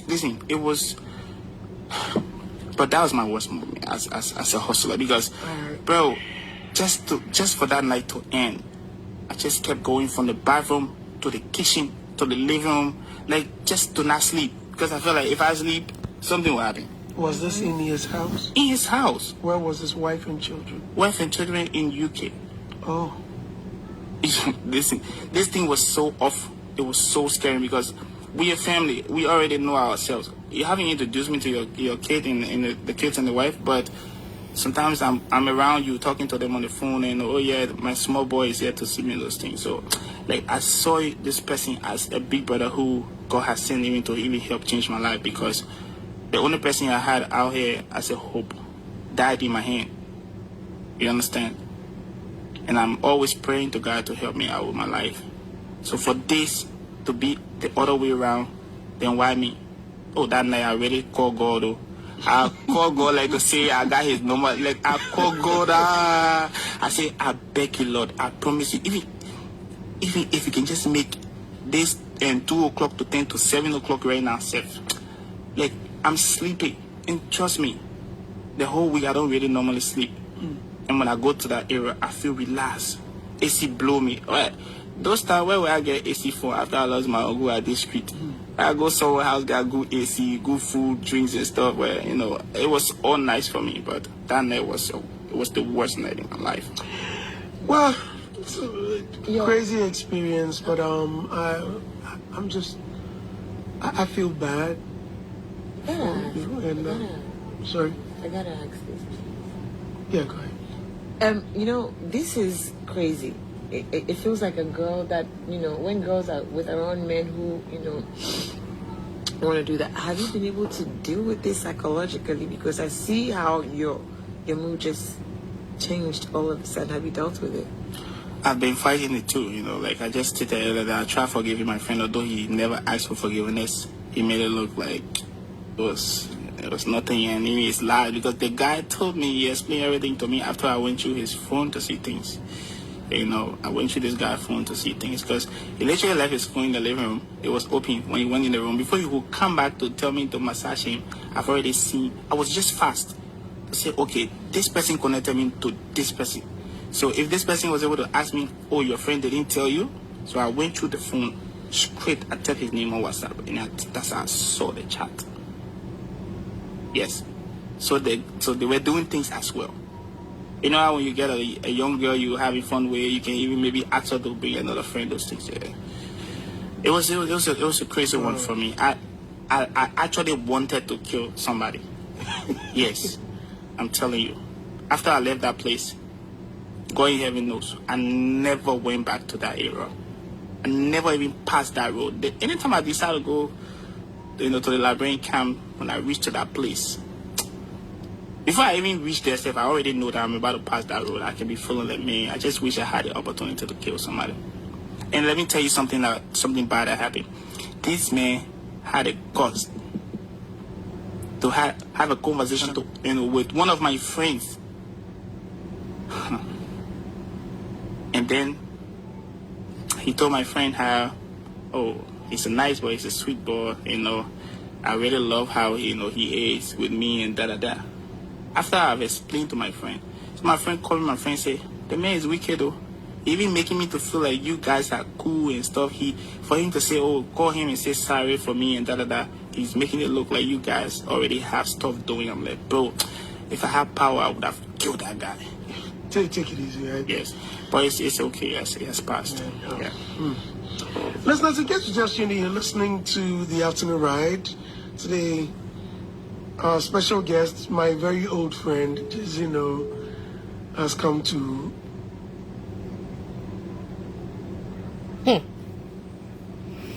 And now what I was telling you, I said the people in our in between this story here, some of them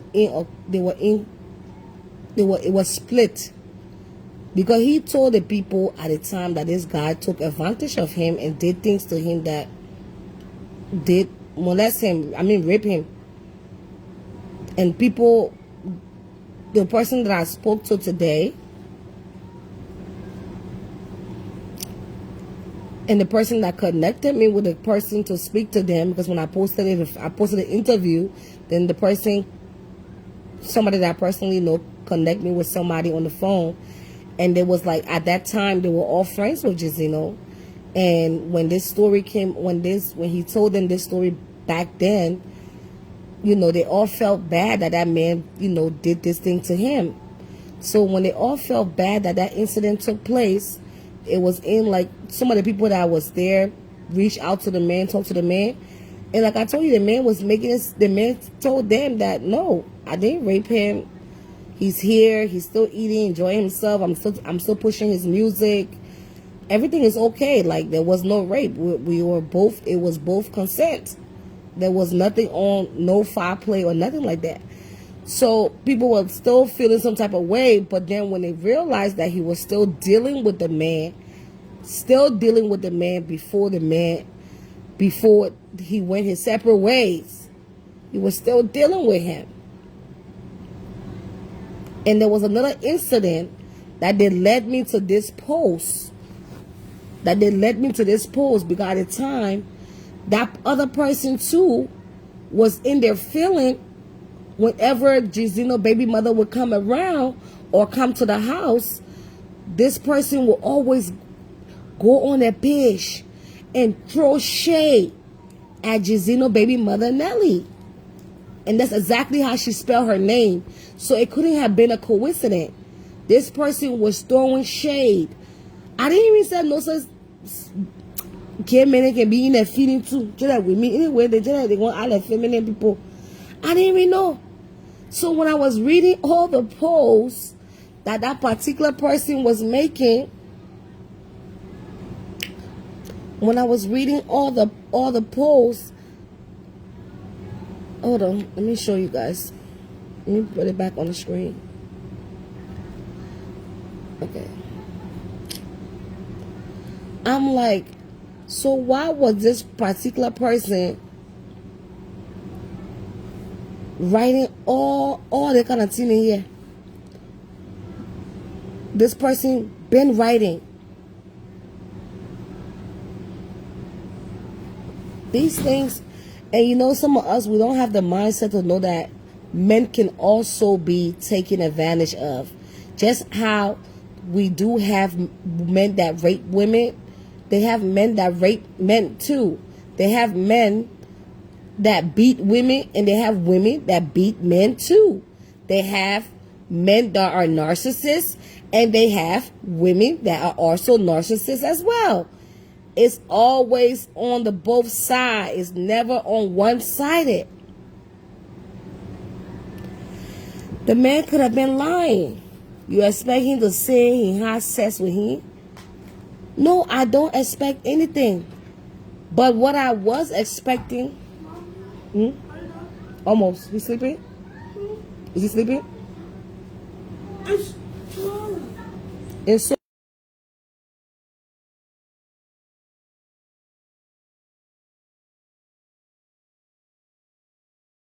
Sorry. They have men that also get into this uncompromised position. That man is not lying. So my thing I'm saying is that at the time that this story was told, that happened, he got raped. The man raped him. That man took advantage of JYZNO. That man took advantage of him. That man took advantage of him.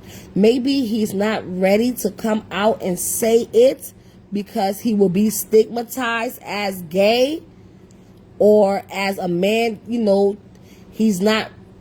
But at the time that situation happened, he told people that the man violated him, that this man took advantage of him. He told people. That's all I'm saying. So in a mind of someone who's telling this story, yeah, you're telling us that this man tried to do something to you. But he didn't try, he did it. Like, you just making it seem like, you know, oh, it happened. Like, he tried to do this. I rubbed the Vaseline. So one of the things that was conflicting, I don't know, you're picking up in the recording here. He said before the man even came ask him to rub the Vaseline on here. Y'all going to take it back so you can listen to it. He said before the man even came back to ask him to rub the thing on him, the man's phone was laying down and he saw all the messages. And he was like, oh, okay. What? Like, it's so conflicting. It is so conflicting. If you saw that man, he just, let me take it back so we can listen to it. Let's take it back. I just listened to that. I'm like, what the hell? So you saw that message and you still proceeded to rub that grease on him? He said it in the thing. He said before. I don't know if you know something about when people talking. I don't know if they can yeah, that's it. I think it was Let's go back. Let's take it back. Yeah. Hold on. So you have this little good look as a guy, right? He begged, and then you have just a guy who's interested in guys. 7 o'clock right now. And then that person is kind of nice to you, friends with you, in a way, like want to support you. Bathroom to the kitchen to the living room. Yeah, listen. To not sleep, because I feel like if I sleep, something will happen. Was this in his house? In his house. Where was his wife and children? Wife and children in UK. Oh. Listen, this thing was so off. It was so scary because we a family. We already know ourselves. You haven't introduced me to your kid and the kids and the wife, but sometimes I'm around you talking to them on the phone and, oh yeah, my small boy is here to see me and those things. So, like, I saw this person as a big brother who God has sent even to even help change my life. The only person I had out here as a hope died in my hand. You understand? And I'm always praying to God to help me out with my life. So for this to be the other way around, then why me? Oh, that night I really called God. Oh, I call God like to say I got his number. Like I call God. I say I beg you, Lord. I promise you. Even if you can just make this 2 o'clock to 10 to 7 o'clock right now, safe. Like I'm sleepy, and trust me, the whole week I don't really normally sleep. And when I go to that area, I feel relaxed. AC blow me. Well, those times where I get AC for after I lost my uncle at this street. I go somewhere house, got good AC, good food, drinks and stuff. Where it was all nice for me, but that night was the worst night in my life. Well, it's a crazy experience, but I feel bad. Sorry. I gotta ask this, please. Yeah, go ahead. This is crazy.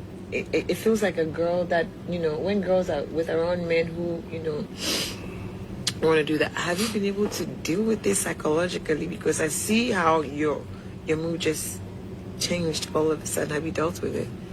I've been fighting it too, like I just stated that I tried forgiving my friend, although he never asked for forgiveness. He made it look like it was nothing, and he is lied because the guy told me, he explained everything to me after I went through his phone to see things. I went through this guy's phone to see things because he literally left his phone in the living room. It was open when he went in the room. Before he would come back to tell me to massage him, I've already seen. I was just fast. You hear that? Before he can come back and tell him to massage him, he was so fast he went in the phone. Now, students, y'all please write it what I want from me because y'all been trying to tear me apart here. Let all of us with dissecting the interview. Let us make sense out of this. The first story he told us in the beginning, and now this. He was in the living room from the bedroom. Please let us understand this in here. And no, please, I'm pausing the live view. I'm pausing the thing now. You just heard him saying two conflicting stories. He was so fast, he entered in that man's phone. And he saw all the conversation with the man and his friend. He went quick in the man's phone and he saw all the things happening in the phone. They say sometimes when you listen, not just get carried away by the story, but listening to the story and then take the key points from in there.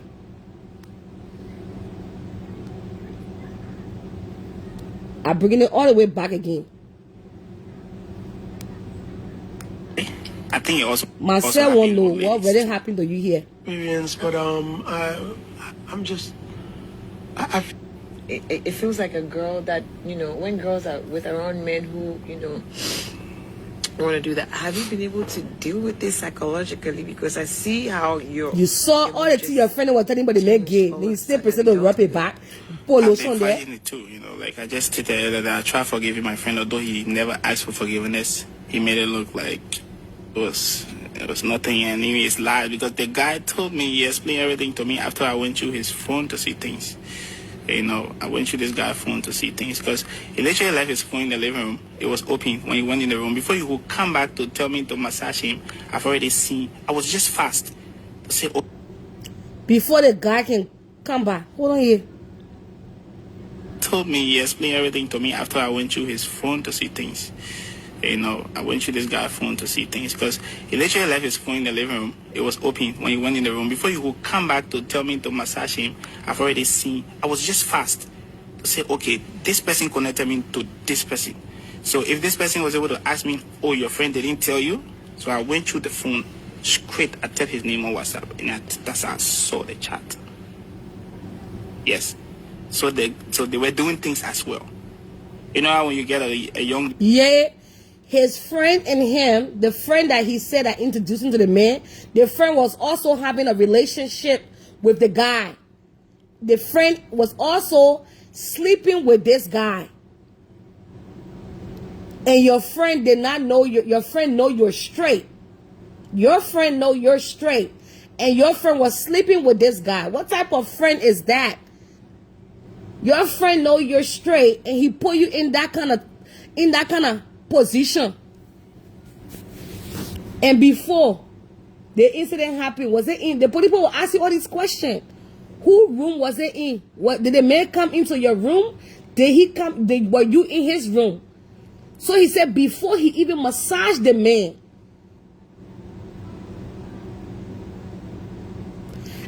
That area will hide in her answer to the man phone. He said the man told him everything. The thing just, I know, the thing just upside down here. I telling you, I said the person who I spoke to, I just keeping it. The reason why I won't play any recording or anything to them because I won't blow it. I'm trying to get access to get to the man. Yeah, you understand what I'm saying? So right now, if I rush it and can't play what the man was saying, it will just spoil the whole thing because as you're trying to gather information, you're also gathering trust. So the person here, they're watching me. If I can't play any recording with them, trust me, they will not give me access to the man. And the person is not even the person I want to get to. Anyway, I want to get access to the man. To know, like, what really happened. So that's why you see right now, I don't have the full details yet until I can put all the puzzles together. And that person told me, JYZNO told them they were raped. He said the man raped him. You ain't saying out of the man heart AC fool after. So let me tell you, okay, another thing I want to tell you. So when JYZNO uncle was gay. When his uncle died, he was living with his uncle, and his uncle brought him to Ghana. The uncle was open about his sexuality. His uncle was gay. So when his uncle died, it was rough on him at that time. It was really rough because he was staying with the uncle at that time before he met this guy. JYZNO had a lot of friends that was gay. All his friends, like somebody his friend was gay in Ghana. So you can't tell me. So the uncle he was living with at that time the man died, it was rough on him. That how that friend not connected him to this guy. How that friend connected him to this guy. So now the friend connected to this guy. And you say you saw in the phone that friend was dealing with this guy and had a relationship with this guy. You forgive the friend. This friend put you in danger. Most of the people that he was hanging with in Ghana, most of the children he was chilling with,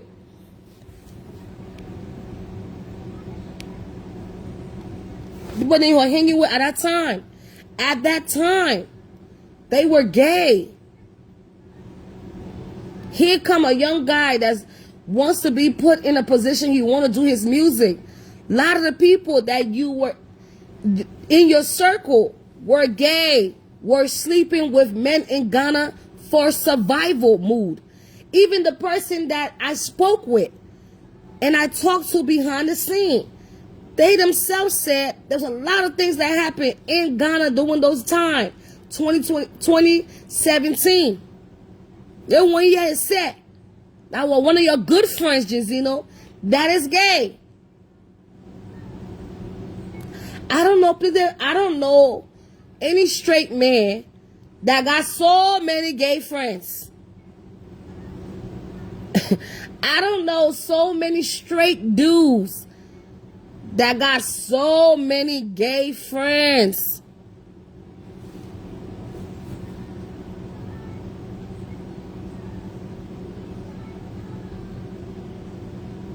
He didn't cut ties with nobody, and no friend set him up down there.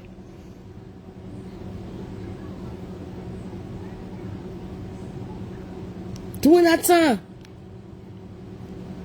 you remember the other blog posts? You used to be underneath the blog posts like there's no day, there's no tomorrow. There's no day and there's no tomorrow.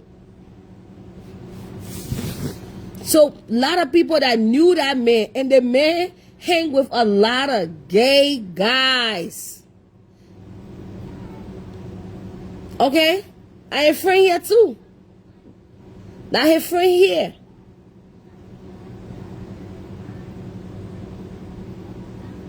That's his friend.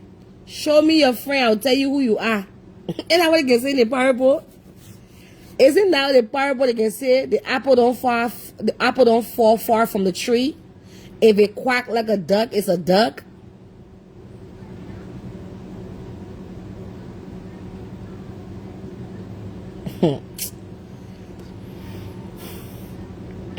Nobody is victimizing the victim of what happened. And that's the same thing that happened in Ghana in that year when it transpired, when it happened. These same people that were in his space that knew the man were upset why the man took advantage of him. These same people used to be on that board page, writing some way. You'll be writing for him on the page. Let me show you some of the things you will write on his page. Where's your comment? This is the page that. Okay, hold up. Okay.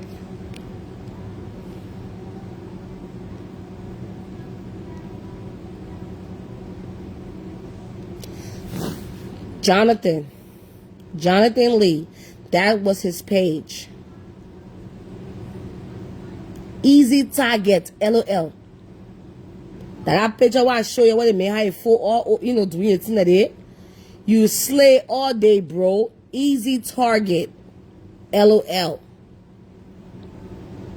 When I show you one other post, you read inside it.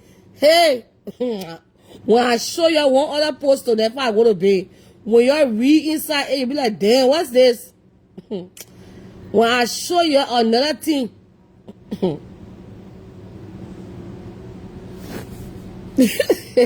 Hey.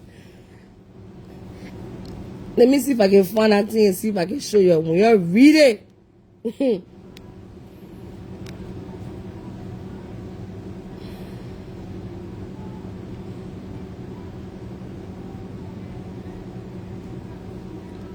And I hear other cousin here that wishing happy birthday to my most sexiest cousin, bro, brother. I know if I can see yourself in this world. Last year we celebrated your birthday together in the very, hold on, let me bring my phone so I can see, because in a very special way, spontaneous question. Wish you couldn't do it. It was all about, it was all made extra proud. Like, y'all better stop playing around here. Y'all better stop playing. Like, so many people around you just gay.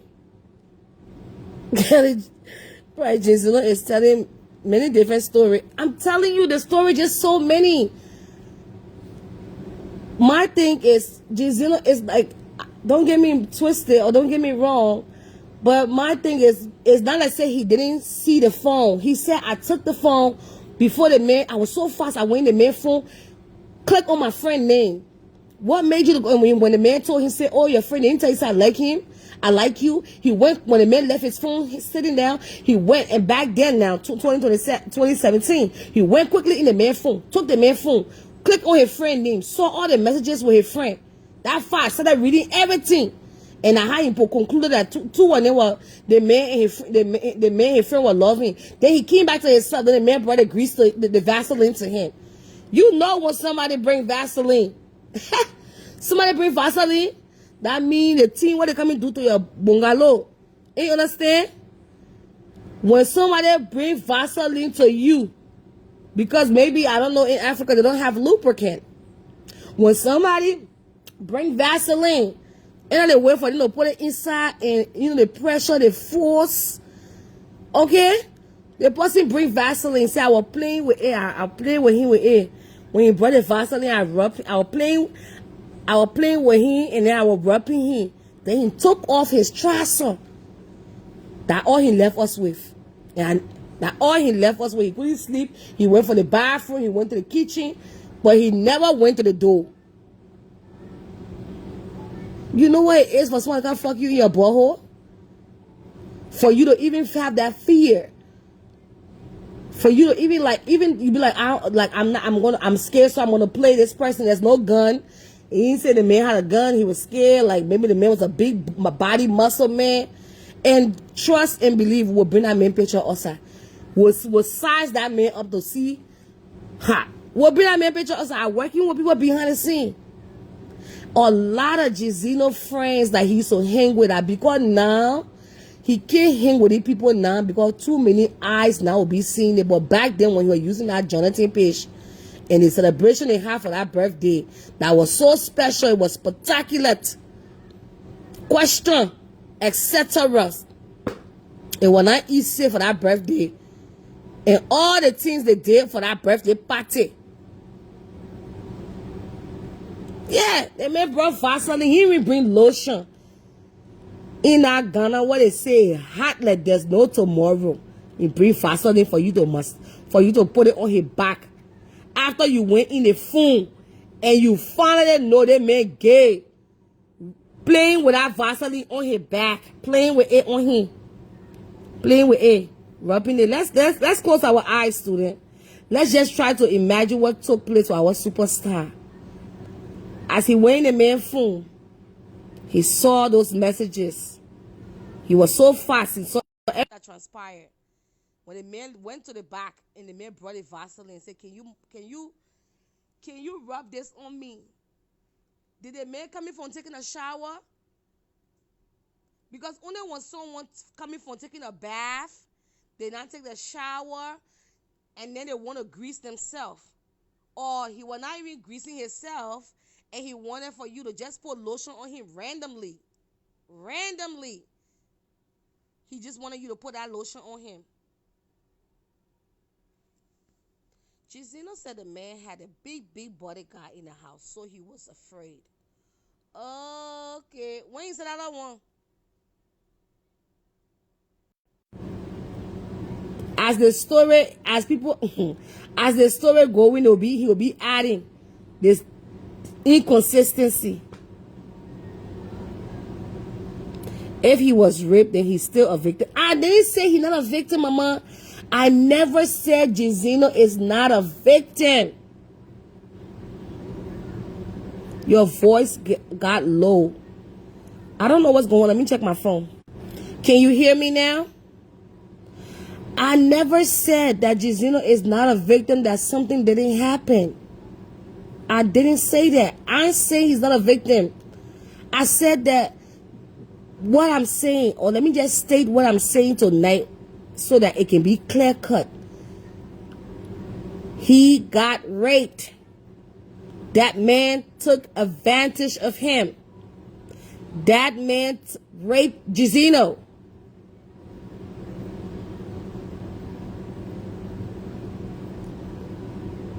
Am I making myself clear? Okay, I sound okay. Thank you. He got raped. That's what I'm saying. That man took advantage. He told a story, but he didn't go in full details because he doesn't want the Liberian, the African community, everybody to know that they will stigmatize him. On his live 2 days ago, he was telling people they're stupid for asking questions. Oh, God.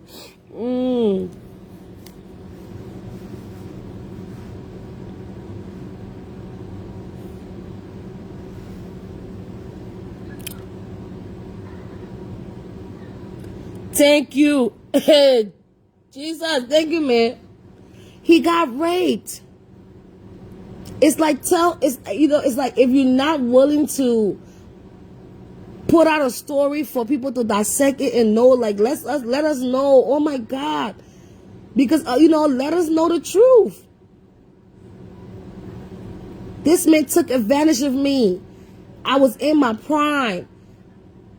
My uncle, and everything about his story sounds like a man that's on survival mode. When a man is on survival mode, they are desperate. He had nowhere to go. He was hanging with a bunch of gay people at that time. I can pull up so many people that he was hanging around with. Too many of them. Suspect. What type of straight man just got a bunch of gay friends? What type of straight man? You can have, man, you can have a gay stylist. Somebody, you know what I'm saying? There's no discrimination. There's none. But let me tell you, Because I was born in Africa, raised in America. So I had one day, we had one of our friend that was gay. And me at that time, let go one of JYZNO friend, you say. Let go one of them. Now another one year. There go another one. These are the people that he was hanging around with. That ain't here. And at that time, his page, he was using that Jonathan page. That particular page.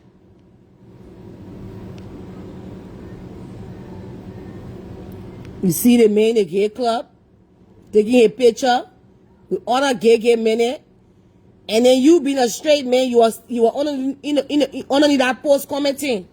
So let me tell you, so the guy that we was friends with, his name is Stanley. He was our class valedictorian.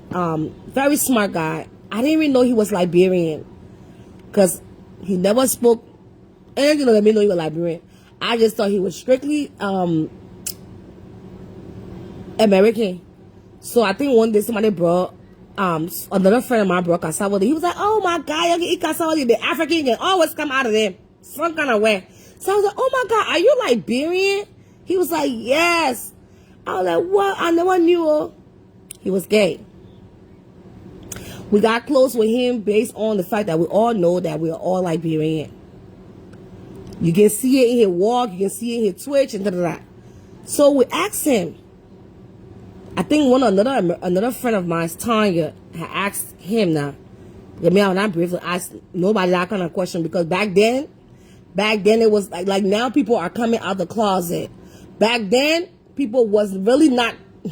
Even if you suck dick, you can't tell people say you suck dick back then. When I was in high school, you can't tell. Like now, people can say, "Oh, I suck that dick. I suck that dick." It's nothing now. But back then, when I was growing up, sucking dick was a taboo. People did it, but people frown upon a teenager when you do it. Like it was, "Oh my God, you suck dick, you nasty." But now it's like it's not anything. You count on life and say I give some good head. It's nothing. But back then it was something. You hear what I'm saying?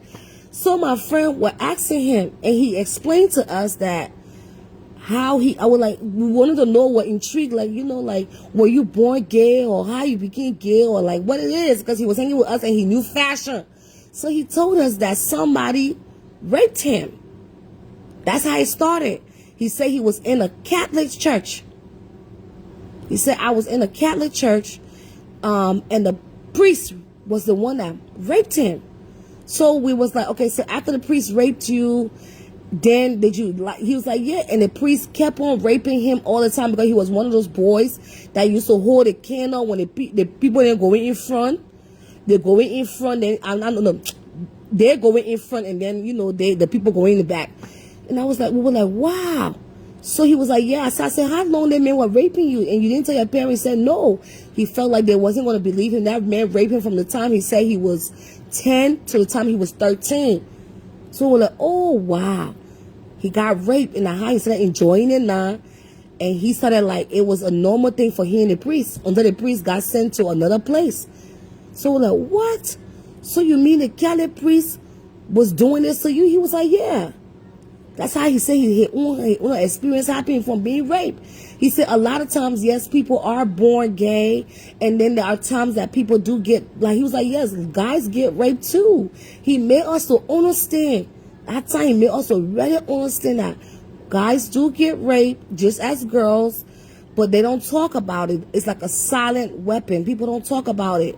He was like, I would come home and I would act up in front of my mom, and then my mom at a time, they were so Catholic. They would take me to the priest would took me under his wings, and that's how the priest was raping him. And I say this to us who have boys' children. It is not only girls that you need to be careful with. You need to be careful with your sons, your boys. You need to be careful with your boys. It's not only us protecting our daughters of being raped and molested. Boys are also targeted as well. And gay does not have a face. They got feminine men who are gay, and you can see it in their walk, their sugar, their talk, and everything. And they have men that you would never put your finger on and say they man gay. You would never put your finger on it and be like, oh yeah, this man's gay. You would never put your finger on it. For some of y'all that got your boyfriend, y'all can leave your son with and be like, oh, I want you to mentor this child. All these people that want to be doing mentorship. This is why I don't trust my son around no man. Thank you. Oh, that's a cute top. You just bought it? That's why, yes, men do get raped. Boys do get raped. So we cannot only all the time turn our eyes and say, oh, you know, I'm going to be very protective of my son. Very. I'm looking for no mentor here for him. In leaving him with no guardian. Oh, please mind him. He need guardian. He need someone to be around him here. Shoot. I see a lot of single mothers that have raised their children well. Come and have some guardian shit over my kid. By the time I turn my back, not on my watch. People be looking for people to be filling in the gap. That's how these predators come in. By people trying to fill in the gap. And I was a freshman in high school when I met Stanley. Very smart boy. Very. I'm talking about boy was damn smart. There was nothing that boy didn't know. And when he broke it down to us, I was like, wow, so men can get raped. I didn't even know. He opened my eyes to the shit. And then, gay men again, no other gay men. One day, too, Stanley started opening our eyes to let us know who all were gay. Because one of our friends talking to one boy, he was like, girl, that nigga is gay. He's on the DL. My friend was like, no, don't put that shit on him. He ain't gay. He was like, yes, that nigga is gay. He was sliding on me the other day. I was like, Me, I know how to, I can tell when they, when they men inside say it today, but the boy was straight. But still is the men were gay. Gay people didn't know that cell. Gay people didn't know that cell. When somebody, like just say, Robert can't tell you, say the other person cross it. Believe it. They got a way of knowing themselves. In that community, they got a way of knowing themselves. They got some straight men. They got bisexual people that can do it with you and do it with him. They got people that just want to do it with Adam. And they got people that want to do it with Eve. And with Steve. Straight men that would never... And watch out for the one that can stand gay men too. Because any man that is always bashing gay men, I hate them. I can't stand them. I don't want them around me. I can't stand gay men. Don't bring that gay men around me. Watch them. Watch out for the 1 and 2. Because Stanley told me back in the day, he said the 1 are also gay. I was like, Because when we used to go, when we used to go around Stanley in high school, and we would want to bring him to the game, we would want to bring him around us, and some of the guys then, they didn't want him around. I get it. Not every no straight, you know what I'm saying? I get it. But some of them that would be picking on him, bullying him. And he would come and tell us that nigga is gay. He just hiding it. I'm like, Stanley, don't say that. Because you can't stigmatize some people in here now. He's like, Christina, I'm not lying. I'm telling you. And now that one was bullying Stanley. I saw him on Instagram. We have our high school. One time they said they were having high school reunion. I saw him. I went and clicked on his page. That one day. Now I believe that any man that will be bullying gay men and bullying them. They're set inside it. And I had a slide. I said, Stanley, did you see? I forgot the boy. And I said, you see? He said, I told you. He was gay. He was still in the closet. He was mad because I was outside, and I was like, wow, that one fully gay. I really wish I would have went to that reunion. to handle him at that reunion. I wish I would have went to the reunion. I told Sting, I said, are you going to the reunion? He said, I ain't going to no damn reunion. I said, well, say all my friends not going to the reunion then. What's the essence? You know? We all seeing each other anyway. What we going to go here to the reunion? More lies? But the day they having any more reunion for class of 2006, I will jump inside and I see any there, I will clear it. They have a lot of men that are on the down low. A lot of men. So we shouldn't think that men don't get violated. As much as women are getting raped out here, men are also getting raped. As much as women are in domestic violence relationship, men are also getting beaten by women. But the difference with a man and a woman is, if it's happening to a man, it's a different type of stigmatized in the African community. Oh, my man, you're not real male. You sit in your eyes that I want beating on you. You real man? Real man, when I sit down there, all that. People teach people, real men don't cry. Men don't cry. We don't teach, yeah. It's hard to see men ain't crying because people install in it, stop crying. Like, only woman can cry. No, my son gonna cry. If shit has anything, they ain't cry. Oh well. They install in people not to have emotions, and then men ball things up inside of them.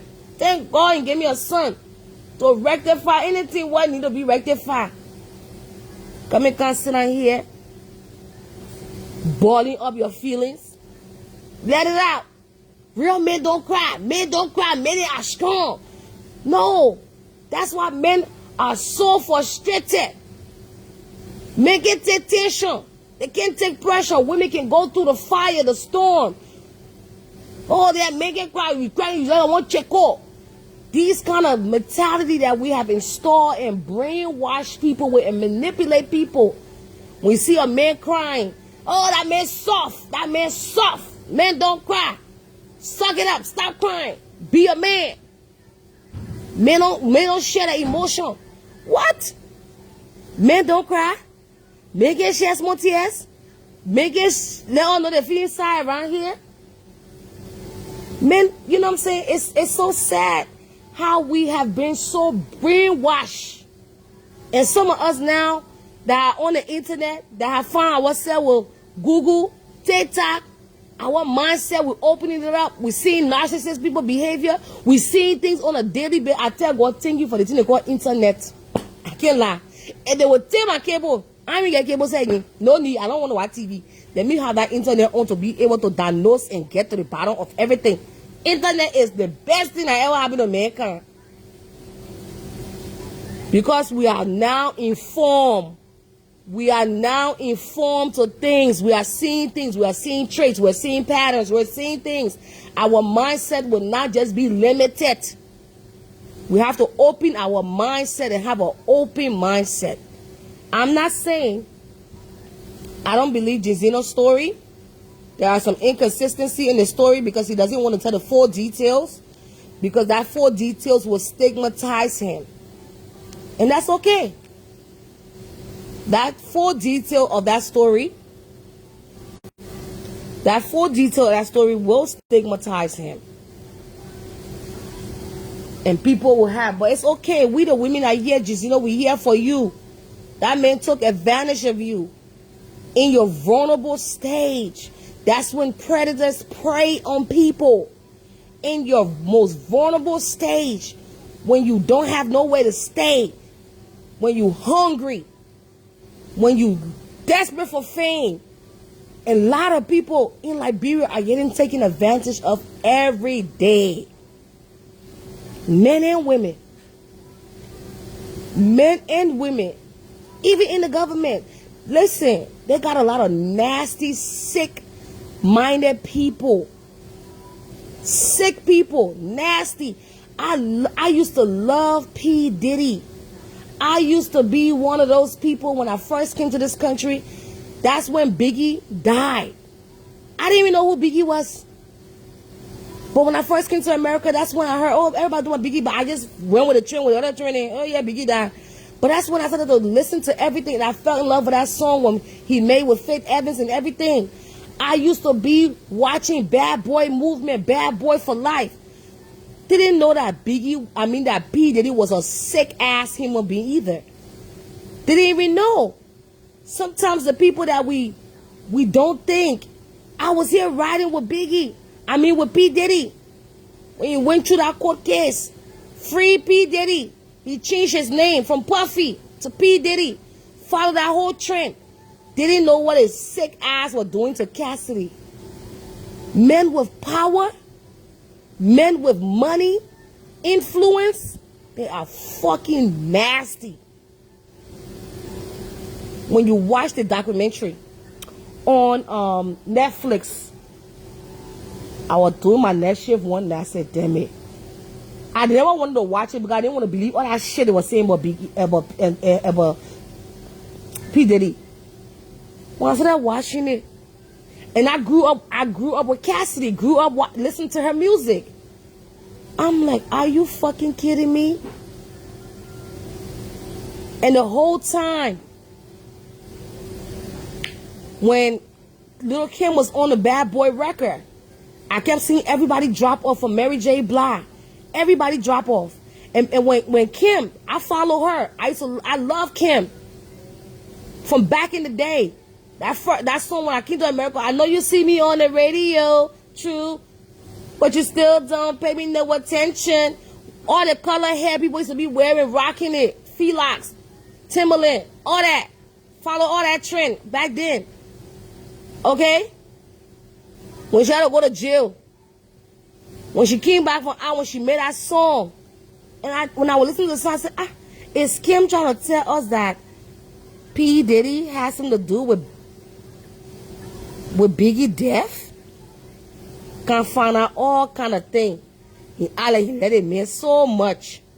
The man daughter out here starving. People are so nasty. This industry, look what they did to that little boy. Hey God, what I little boy, the one little boy that was singing, baby, baby. They say he bust the ball. He messed with the ball butt. Michael Jackson. All we want to play with small children here around him. He had to settle some cases behind the scene. Pay those people then off. There's a lot of nastiness that goes on with fame. People that want to go to the top. There was a lot of artists that they named that you would not even think that, oh, that artist will probably beat the shit out of that person. And they're getting there too. You go to all the kind of party. You go to all the kind of things. You see nasty things then going on. Because some of you don't go to the places, then you don't see it, you don't hear it. Or you just hear small rumors then going around. Sick people. Sick. It's a lot of sick people. And they will just prey on all of us students. They're sick human beings and they will just prey on all of us. Damage us. You gotta be strong and have our eyes open. Don't be naive. I don't want it. Naive. I used to hear people using that word to me, naive, and I just thought, like, okay, I don't know. What do I know? Not knowing. Gotta keep your eyes open. I understand he was in a tight space. And from what you're saying now, somebody said in the comment section that he had a bodyguard. Hey. But then again, like I said, you won't tell me that your friend, JYZNO, you didn't know that he was gay? All the boys that you used to hang with from the past. All the children that you were hanging with from the past. They stay in Ghana. Even the boy that I spoke to, JYZNO, you talking to the man, say you know, say he's G-A-Y. You talking to him. You know. You see the pictures. You can tell. They don't take pictures of straight men. They don't take pictures of straight men. They very fruity pebbles. Skip the rainbow. That's all I'm saying. You are a victim. And we are not here to victimize you. But we want you to bring that man outside. That man that did that terrible thing to you. So that way, he can damage other people's children. Because right now, he has probably damaged a lot of people. You see that other gay ass man, what raped the little boy? You know how many people that man have damaged? But it takes a brave soul to break the silence. Cassidy had to break the silence with her video. Nobody would have known that P. that he can beat women, man. I must say here, I didn't believe it. I said, what? This man got daughters. He love his mom. This man, now why are people trying to pin this man to be crazy? Why these people trying to, they always want to take a black man down. They already not do this shit to Bill Cosby. Now they want to fuck with R. Kelly. Now P. Diddy. And the next person they're going after is Jay-Z and Beyonce. But we are on the other side of the world and don't know what kind of sick thing going on over there.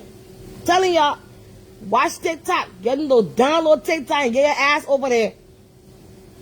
Y'all need a when y'all download TikTok. Hey, y'all go there. Oh. I said I'm going to teach there, not kind of class. And now I'm telling you. I say y'all go there. It's a lot of stories. God bless TikTok. That TikTok opened my eyeball to a narcissist. That TikTok opened my eyes to people that are sick in the community. One day that just pop up on my screen, I started seeing it. I said, oh my God. We not in Liberia, we know about narcissist people. We even know that word said, we know what the definition of it. No. When somebody acting crazy, oh, we know, oh, they wasn't crazy, they're not serious. They wasn't get bad problem in it. That's all. But there's name for those things, and when you can identify, and you can identify the demon. So when you are addressing someone, you knocking it on the head with their name. You are a narcissist. You are a compulsive liar. Oh, Papa, you woke up? Hey, God, take not break for me. Come, Papa. How you get out of the bed?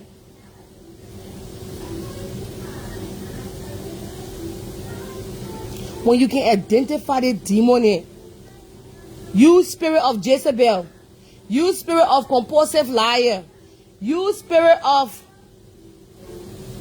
this and that, narcissist, you know how to handle and kill that demon. But when you not know the demon name, you just be praying, you need to get their name, attack them with their name, attach them with their name, identify them to their name. Spirit of Jezebel, spirit of Queen Sheba, spirit of the underground war. Call it. They got all devil got a name. All the demon name, they got a name. They possess a name. And once you know their name, their case is finished. You spirit of homosexual behavior, you spirit of Delilah spirit,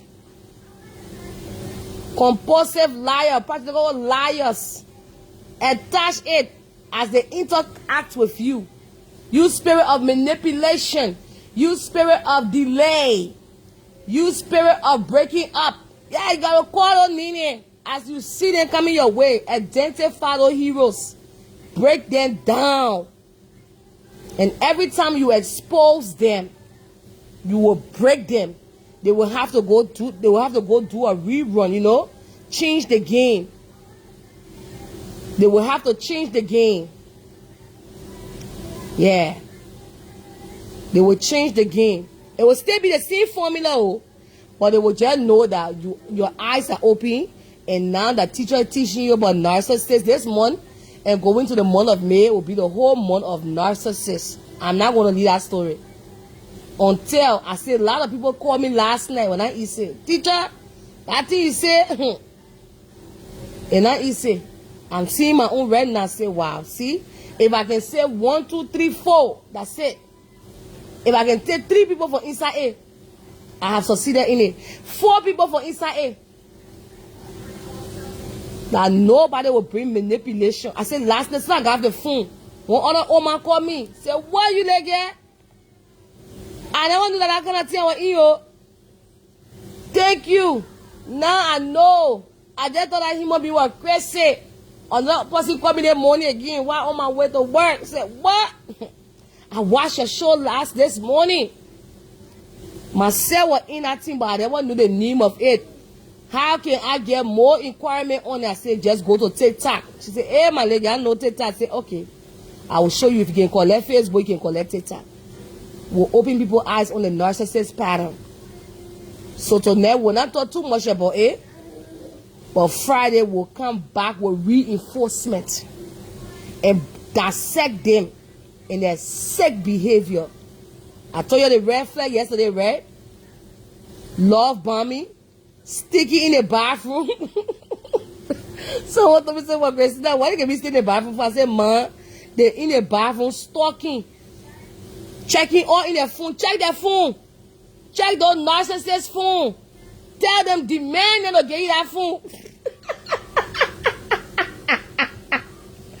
They will not do it. Demand those narcissists to give you their phone. They always narcissist people. They got 1 or 2 phones. The other phone is to stock. The other phone will get the good phone. Nothing there. Check everything. Check it. You will see them stay stalking their ex. You will see all their fake pages. You will say, wow. Teacher, I will...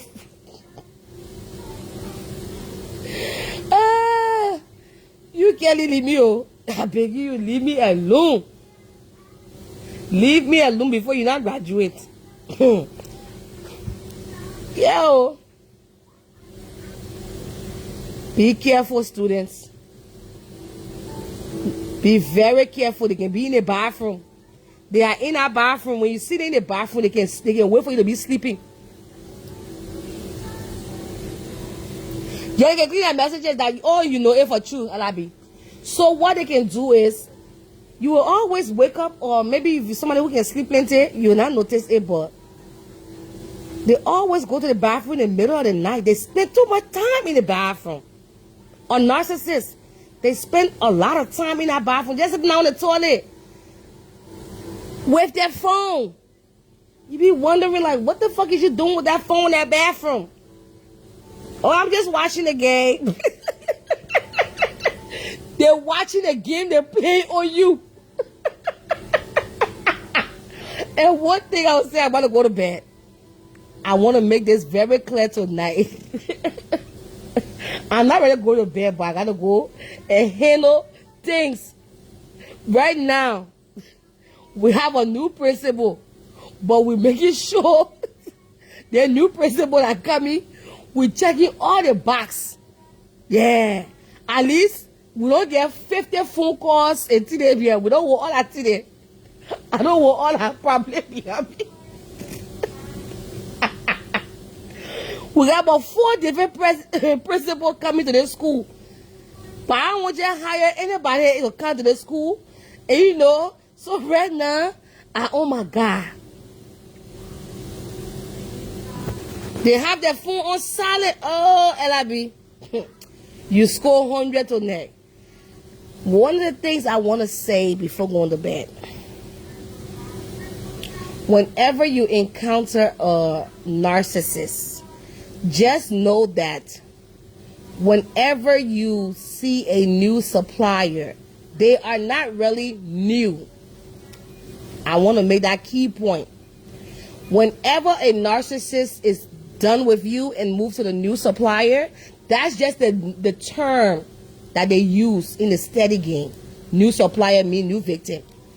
That person is never a new person. Yeah, they're never new. That narcissist know that person a year or 2, 3, 4 years. They have been coming to the person in the person inbox here and there, flirting with them, jabbing with them, trying to be, you know, love bombing them, coming in the inbox, hey pretty, hey special, hey this, hey that, hey this. That person has been in the back. You didn't know. But that person know you. They know that narcissist is dealing with you. But they in the back. And they just waiting for you to move to the side so they can come to the front line. So whenever you see a narcissist I told you I said narcissist, one of the red flags you need to look at. They are so quick to fall in love. They will fall in love with you more than you will believe it. They're quick to tell you you are their soulmate. Like, you are my soulmate. I never felt this way before. You the first woman to ever make me feel that way. Nobody can bring that kind of feeling out of me. I never loved nobody the way I love you. I never. And narcissists will sense, and they are very good at sniffing out your weaknesses. They know how to, because they always want you to be explaining to them. The new supplier has been on they're a backup supplier. Backup. They're always in the back. Because after the narcissist have finished damaging your credit, spoiling your credit, use you up, crash on you, utilize you for whatever little bit they can suck out of you. And when you start setting boundaries that you're not giving them no money, you're not doing shit for them no more, they fucking done with you. You washed up. They got to find somebody else now. So now that person, where they're being sliding in their inbox, they're going to start going with that person heavy. Like, they're going to start, coming to that person heavy. They will come with calling you all day. Those narcissists can bug your phone. And the reason why our narcissists will be calling you all day, because it's all about control. They love control. They love power. They don't like boundaries. They don't like it. So please, know that.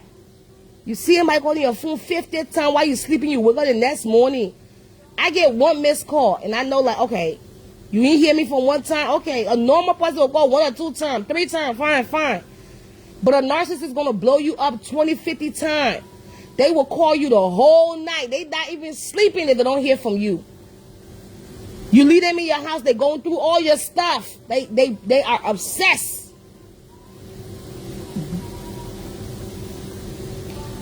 I dealt with one for 4 years. The difference here is he gave me money. Yeah, how long so the whole time, the whole 4 years you were dating that narcissist, the whole 4 years he was giving you money, did he blow your phone up? Was he controlling you? They got different ways they play the game.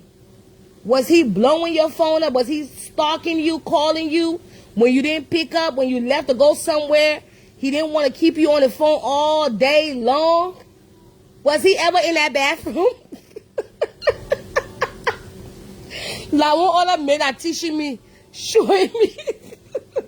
One other man on TikTok, he don't want to talk about the bathroom. I said, but what they going to do the bathroom? Was your, oh yeah, okay, thank you. He will call you when he can't get you. He will call you 50 times. Was he telling you to stay away from certain friends? These people that you're friends with were not a good look for you? Did he ever discard you, put you down, put your feelings down, your dreams down? Try to knock your confidence off?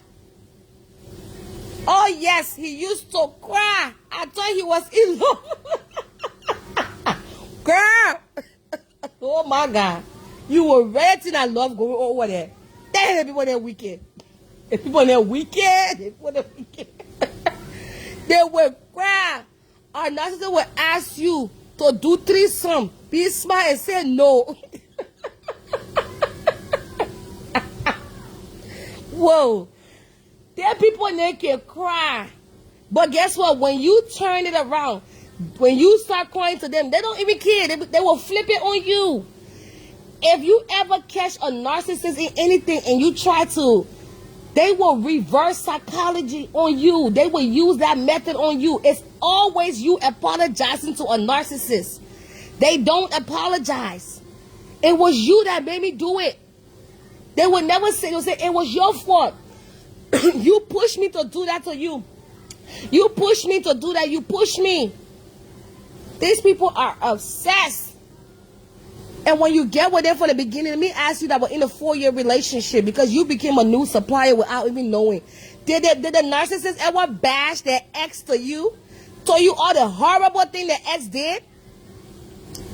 It took me 4 years to realize that he was the devil. I'm not laughing, but yes, when you got with that narcissist, did he ever bash his ex? Did he talk lies to his ex about you? Talk on a bad thing about his ex?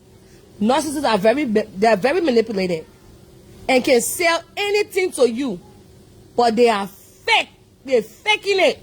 Thank you. Did he spoil his ex name to you? That you yourself started hating the ex?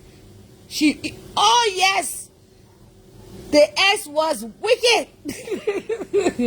Yes, so this time now, they will talk nasty about the ex, and at the same time, you will be shocked. They will even praise the ex to you. Yes, that ex was wicked. He will say the ex was wicked. The ex never did it one. The ex never did that one. You the good one. You the good one. But the time when you get into that 4-year relationship, one day you were surprised to see him praising that ex. My ex never did it one. Oh, my ex never did this. Oh, my ex was not violent. My ex never cursed me. My ex never insulted me. My ex never cheated. My ex was faithful. My ex was not doing this. Because whatever you're doing, when they don't like it, then they will praise their ex for the one the ex was doing. Can you imagine that kind of sick situation? Oh yes, I thought I was going to be the bride.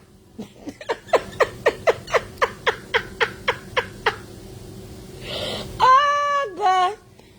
Narcissists will make you to have to have sex 3 to 4 times a day. Damn. They got energy, eh? Your narcissists have energy.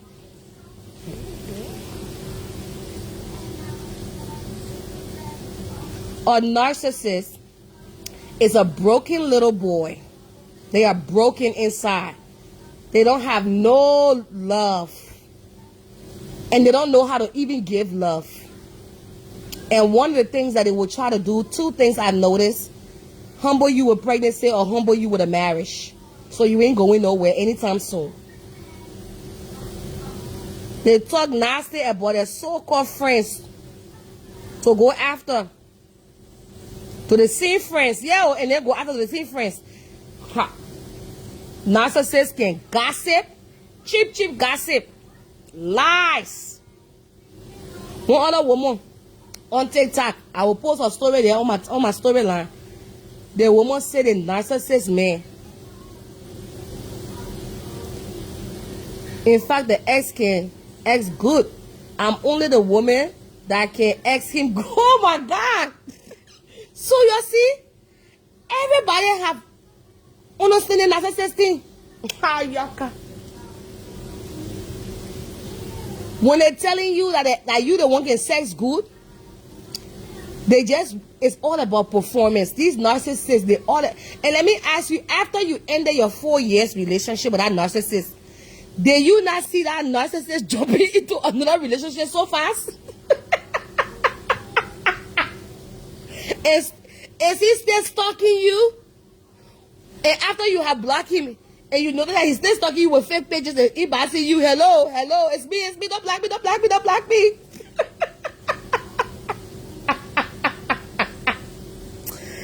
Oh. Narcissist will set the bar so hard to make you feel like there's no other man out there for you, only him. In fact, my pussy is the best he ever heard. Teacher, what about a woman? Just asking. Big brother, that in June, right now, I will talk about the narcissist women, but in June, I will be talking about them. No wonder they are even wicked, brother. I stay in there small, but they won't finish up with the men. But shit, brother. No wonder I buy off. They say the women are even worse than the men. Can you imagine? They say the women, narcissistic women, they're worse. They are lying. Oh my God, they're worse. Because you know, we women, we are not used to seeing that kind of men, you know. So and the funny thing about it, once you leave a narcissist and you start to date other people, there are certain things and certain criteria that you look for. And when that particular person not giving it to you, you just think that not love again because you're so used to the narcissist love. But when a real man come, brother, you don't even know what I want. And you be thinking, say, oh, that man love me. He calling me 5 times. He calling me 10 times. But real niggas got things to do. They got things to do.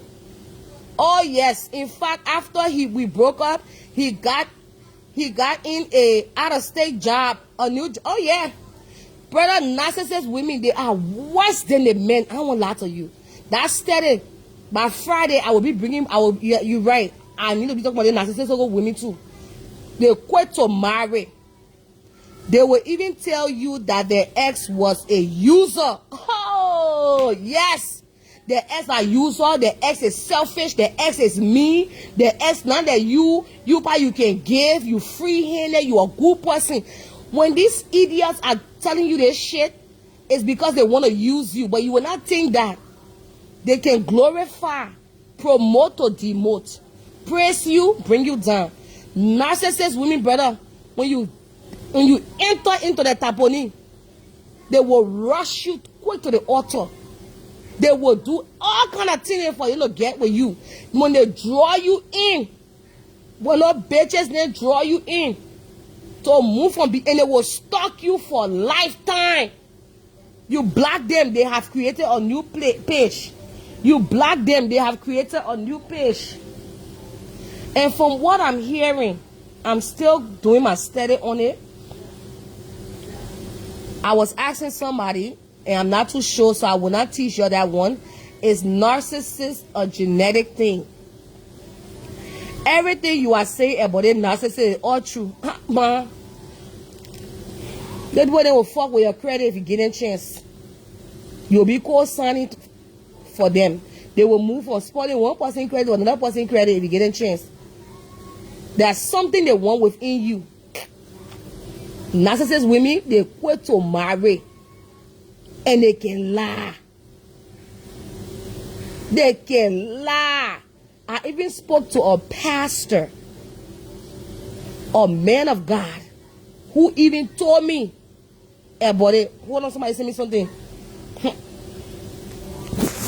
You see the thing here. I get so passionate about the narcissist thing. Me, what gotta go because it's like the money.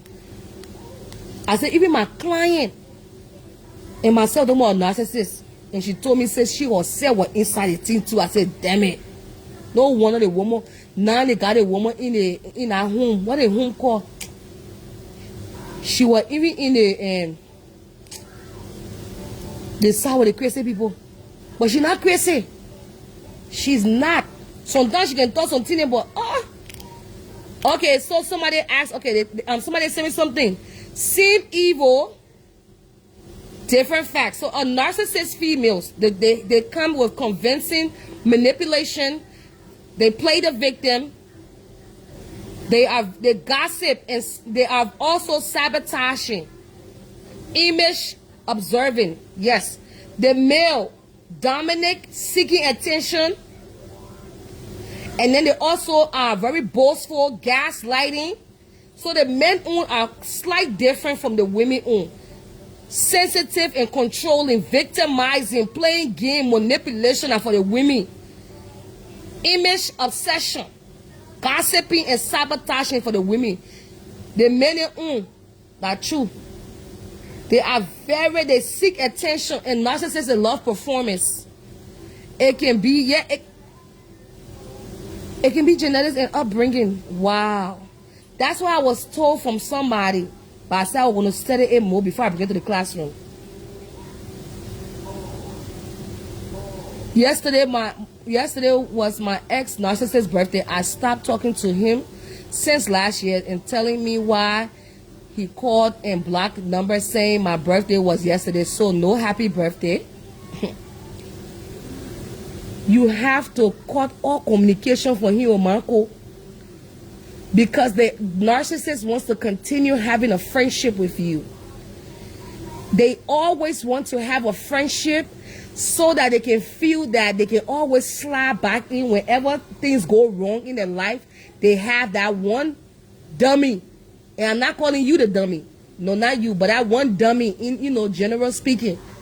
You have to cut a narcissist off completely, blocking every source of reaching out to you. You have to. Because they always have this triangle thing where they want to piggyback. They want to come back. So you have to cut all communication. They always want to have that. And whenever a narcissist sees you in a new relationship, the stalking can be more. You have to also let your new partner know whenever you dating, say, hey, I was dating a narcissist. You might be getting stalked too one day. Hell. So narcissist does, and whenever they see you into a new relationship, that other performance is gonna be easy. I know they want run competition with you. Yeah, I don't know that competition they want to run. Just the fact they know that somebody else playing in your tamponi. They will stalk everything you're doing. Oh my God. Everything. Everything you're doing. Everything you're doing, you gotta be careful with them. You gotta block them off every app, everywhere. Block them. If they have to go to a fake page, so let them go to a fake page. But block them everywhere, every single avenue, block them. You have to go no contact with narcissists. Thank you for putting it in it. You know, but I have to teach them the colloquial way small. Narcissists will text you telling you how they miss you, they enjoy you, they can't find no pussy like yours.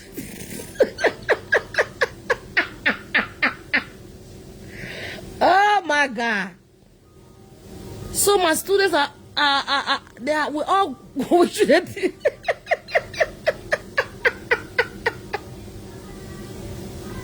You, my son will not be a narcissist. And Papa, I said to my son, daycare, the way they guess, they freak out for their boy belly. So daycare, yellow like his son, like Ethiopian labor. When he let curly hair, they feed, I've been putting some curls in it. I've been telling them, yeah, they're gonna get playing for you. That serial heartbreaker here. And he just so attracted to the white guys. I'm not going with in Kentucky. That was what happened every time I break up with him. He find a way to come back and find myself going back to him. But the last year I was at the end of the 5 year going back and forth. I'm telling you. Yo. Every day to my son's school. He won't even be, I know he get phobia with black people. I'm like, look at you. You a black boy. But my son, he the only black boy in the school and all of them love him. I said, when I put his little curls things in his head, then he wearing his little Timberland, he wearing his little shoes, his little nice joggers outfit. They get it. I can tell them straight up, boy. You see that boy? That heartbreaker, you stay away from him ready yet. I will be that mother. That mother.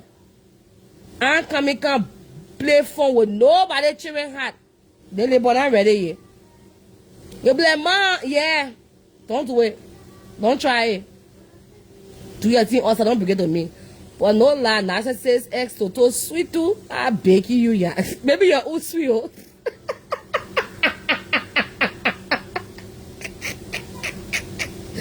The people have a way of manipulating you. That the part I can't get over. That the part I cannot get over how they are. They are gone. They just need to be CMB for real. They can't get. She probably won't go back to that narcissist again. They are gone. They are very much gone. Be careful. Open your eyes. Open your 2 eyeballs. Don't be a fool. This not saying I mean get told to nobody, to be honest. Because it's not talking to somebody, I just feel like I got my own grief going on my mom. I even said get time to play in the main department here. Yeah. I don't even get time to play in that main department. But you'll be surprised today. I went to orientation the other day for another job. I met 2 narcissists at the job. Doing the orientation, I had more insight to the job, feeding tube, blah, blah, blah. One of the narcissists came to me, oh, you're very well knowledgeable on these things. Can I take your number to learn more? I'm like, there go the teacher. The fuck? The teacher is here teaching and you asking me, you want to take my number to knowledgeable? Not begging you. You can smell them, you can sniff them when you see them. I turned out other narcissists down. And the other one came to the, so when I started working to the new job, the other one came while we were on the floor doing everything. Always coming, talking about his ass to me. Women this, women that. I just be listening, minding my business, listening. When I'm walking to the lunchroom, oh, the women like this, women like that, oh, the other woman. You think when you can't gossip about me, about your ass is attractive? No lie. I know about this sweet like sugar. You just when you make it out with them, I just said, It can be correct, eh? You will always find something better. You ain't trying anything new yet. That is the reason why they're not that sweet, because that spirit. That sexual spirit. So like I was saying, the other guy that I work with, he's a Cameroonian narcissist. So the other time, one day I said, oh my God, I really miss eating suya. I haven't eaten suya in a long time. Boo, boo, boo, boo, boo, boo. He brought suya to the job. I brought suya for you. I said, oh my God, that is so sweet. I haven't eaten suya since I left Maryland. Oh yes, I'm ready for you. And everybody know my job that I lost my mom. So the narcissist now sit down with me, talking about his ass like this, his ass like that. I just be listening all damn day. But you seem like a nice girl though. You work hard, you work 6 days a week. My ass could never work the way you working. I said, I'm working because I want where I work. I have that choice. I'm making you know my story. He won't come pull me up, pull the woman down. I don't even know the woman. Oh, my ass is not like this. Look at you. You are like this, you are like that. Once you see all that degrading spirit, then now, one day, I think it rained so bad to the job. So they asked him for us to stay. And then he came to me, the nurse said, are you staying overnight? I said, oh yeah, I will do 16 hours because, you know, they need us and nobody else coming on the floor. He said, okay. And I said, I won't stay tonight. I said, oh my God, that bitch will come. The time where I did to be on Facebook, watching my leg, Netflix, doing my thing, he would just sit down with me, won't be talking all damn day. So you know what I did to them? That's how I knew he was a narcissist. I told him, I said, I think you have a narcissist behavior. Hey, yeah. For that day. That man won't report me to the job. Oh. Now I become his worst enemy. I call that spirit out. I said, you need to stop talking bad about your ex. You have small tendency of narcissism that whole night. I was calling him to come help me with the resident. He won't even help me. He will send me to sit down. He'll do all the work now. That two are all doing the work 50-50.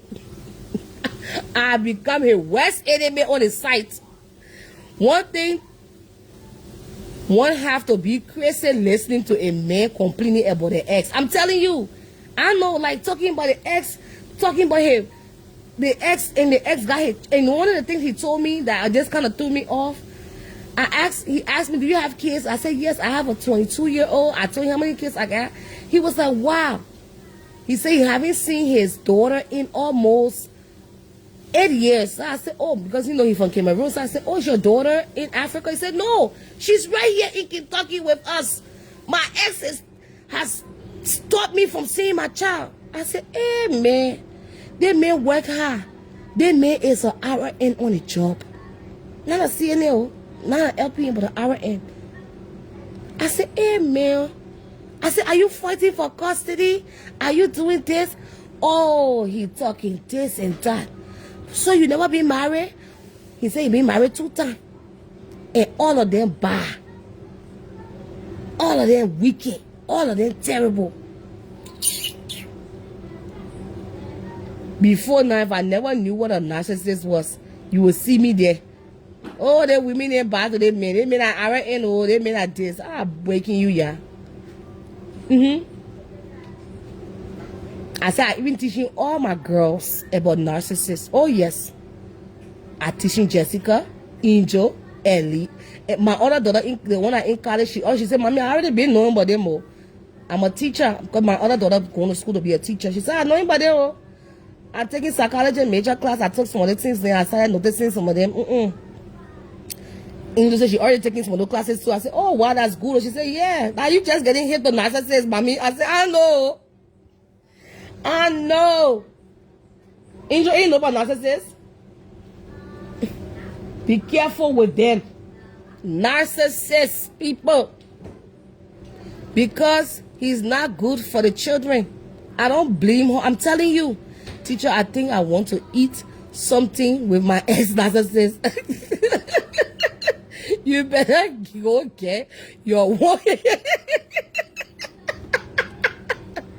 When she go take out her one hand, you will leave inside it. I would rather jump over there. I would rather fall in lava. And you know what lava is? Volcano. I would rather go in a volcano. I would rather them bury me alive next to my mom before I allow a narcissistic demon to play in my fence. I would rather them take my 2 legs and my 2 hands and cut my tongue out of my mouth before I whine and dine with a narcissist. I would rather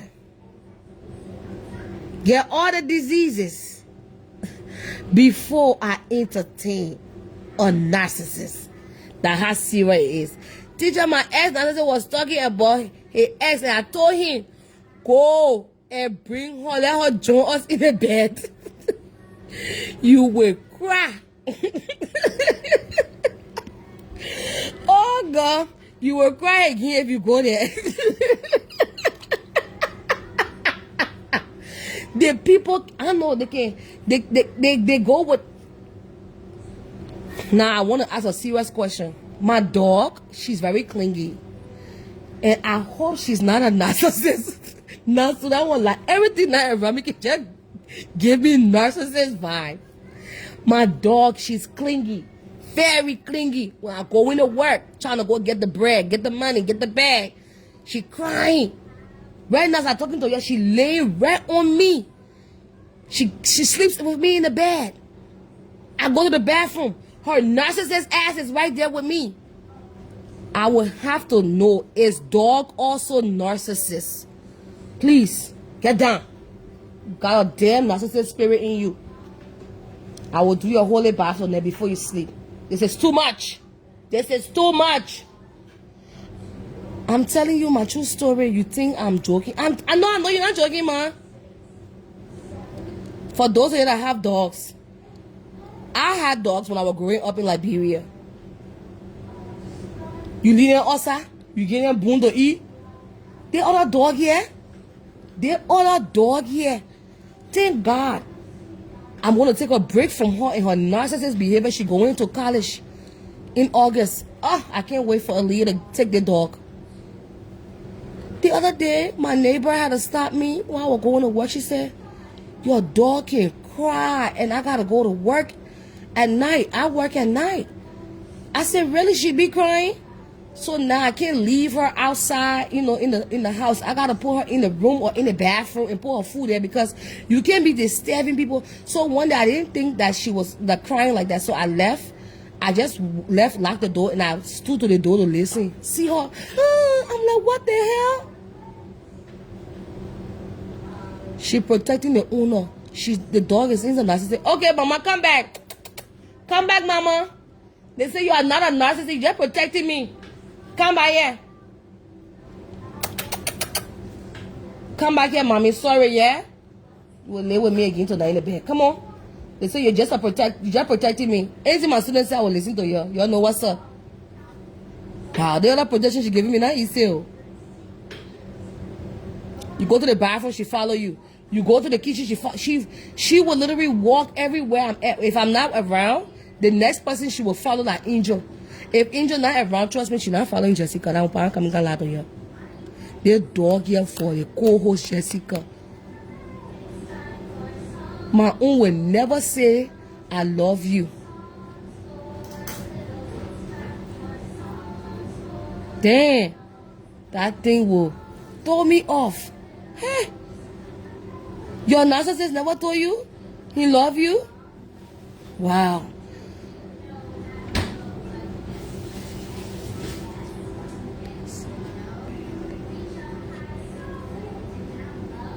Wow. So there's different type of narcissists. You saying the truth in a funny way. You know how to make it funny now. Yeah. Oh.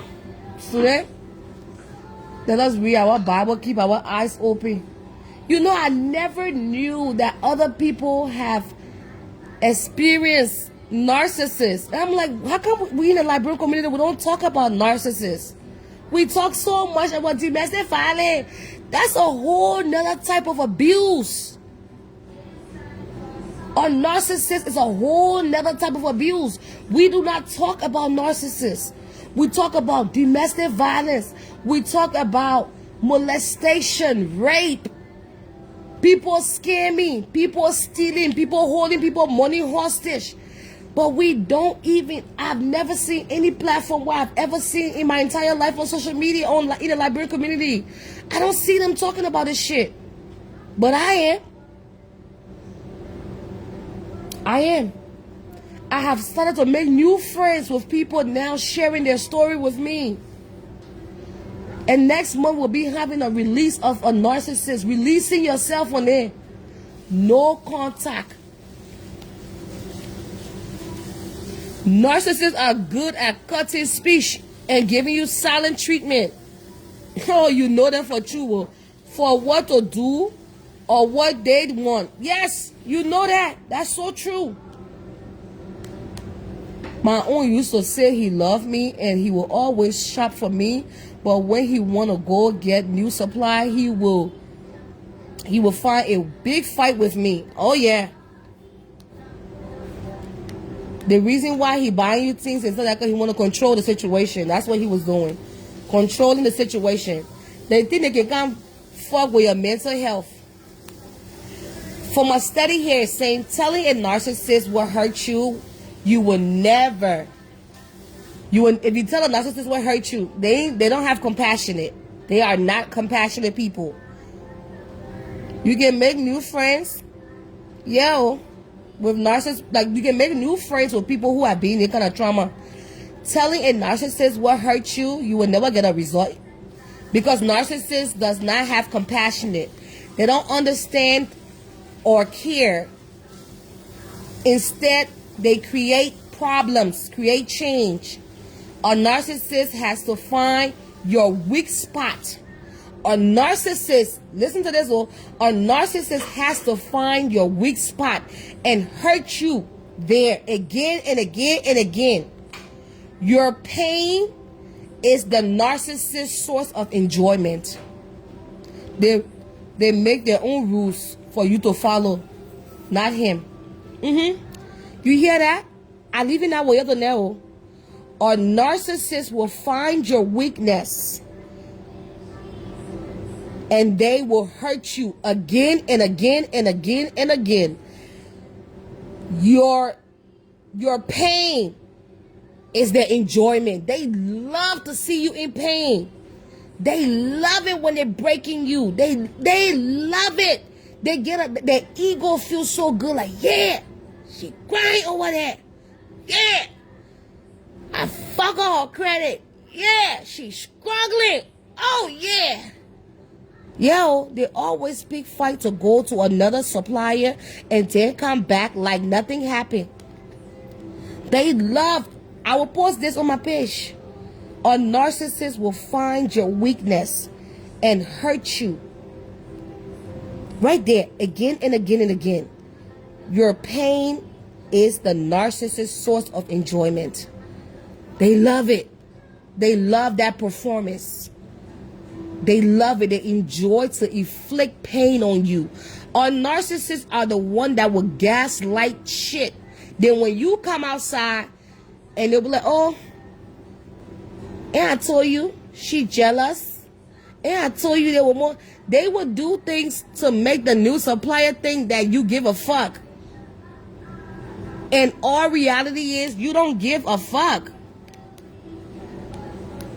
Oh yeah, oh she jealous. Oh, I see what you're saying. She still, you see, they want still with me. They did it this morning. Your phone in your.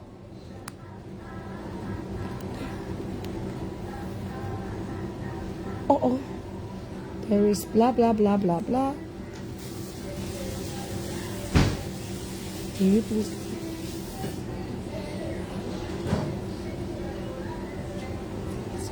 Wow. Damn it. I'm just getting some information. That's another information on. Okay, I will post it. Somebody has given me.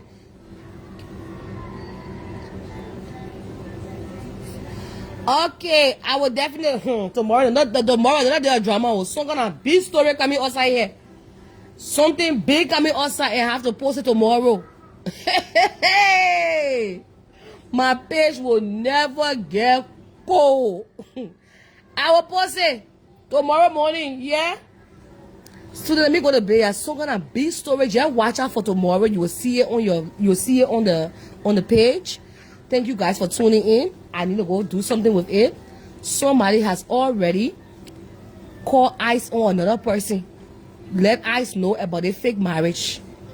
Yes, and you will be shocked to know.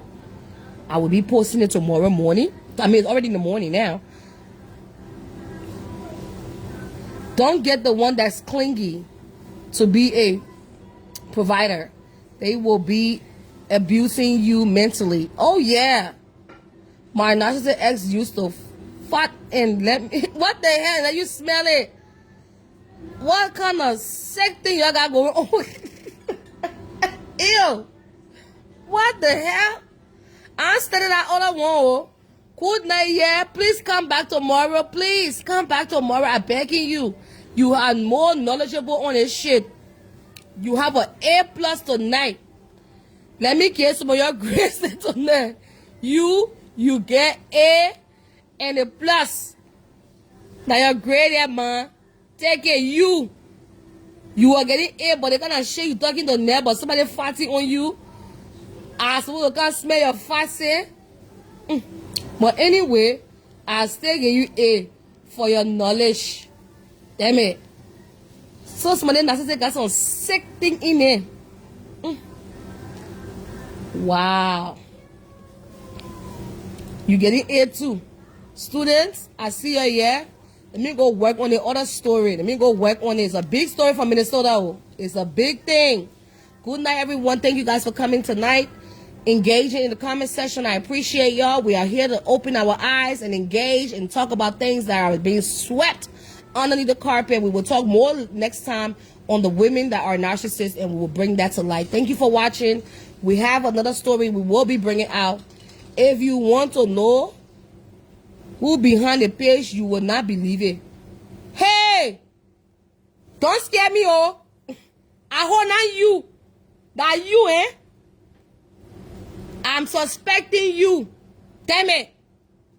Because when you said that 4 years, it rung a goddamn bell in my damn ear. Yes, I'm not stupid. I know you. I know who behind the page. I not open my eye, oh my God. I not open my eye. I know who you are. I know exactly who you are. Come in my inbox and I will tell you who you are. I know you.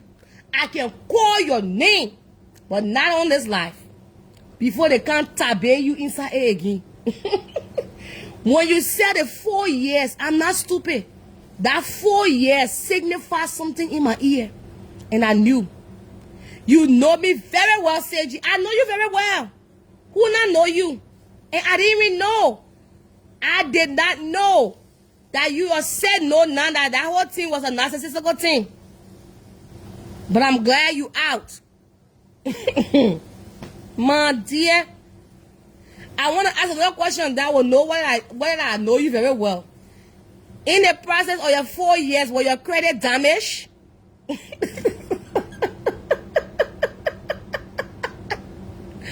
Don't come on here. No, I can't do that. I'm stupid. No, I'm too intelligent, too wise. No, I won't even try it. I just want to know, my girl. In the 4 years, did your credit ever get damaged?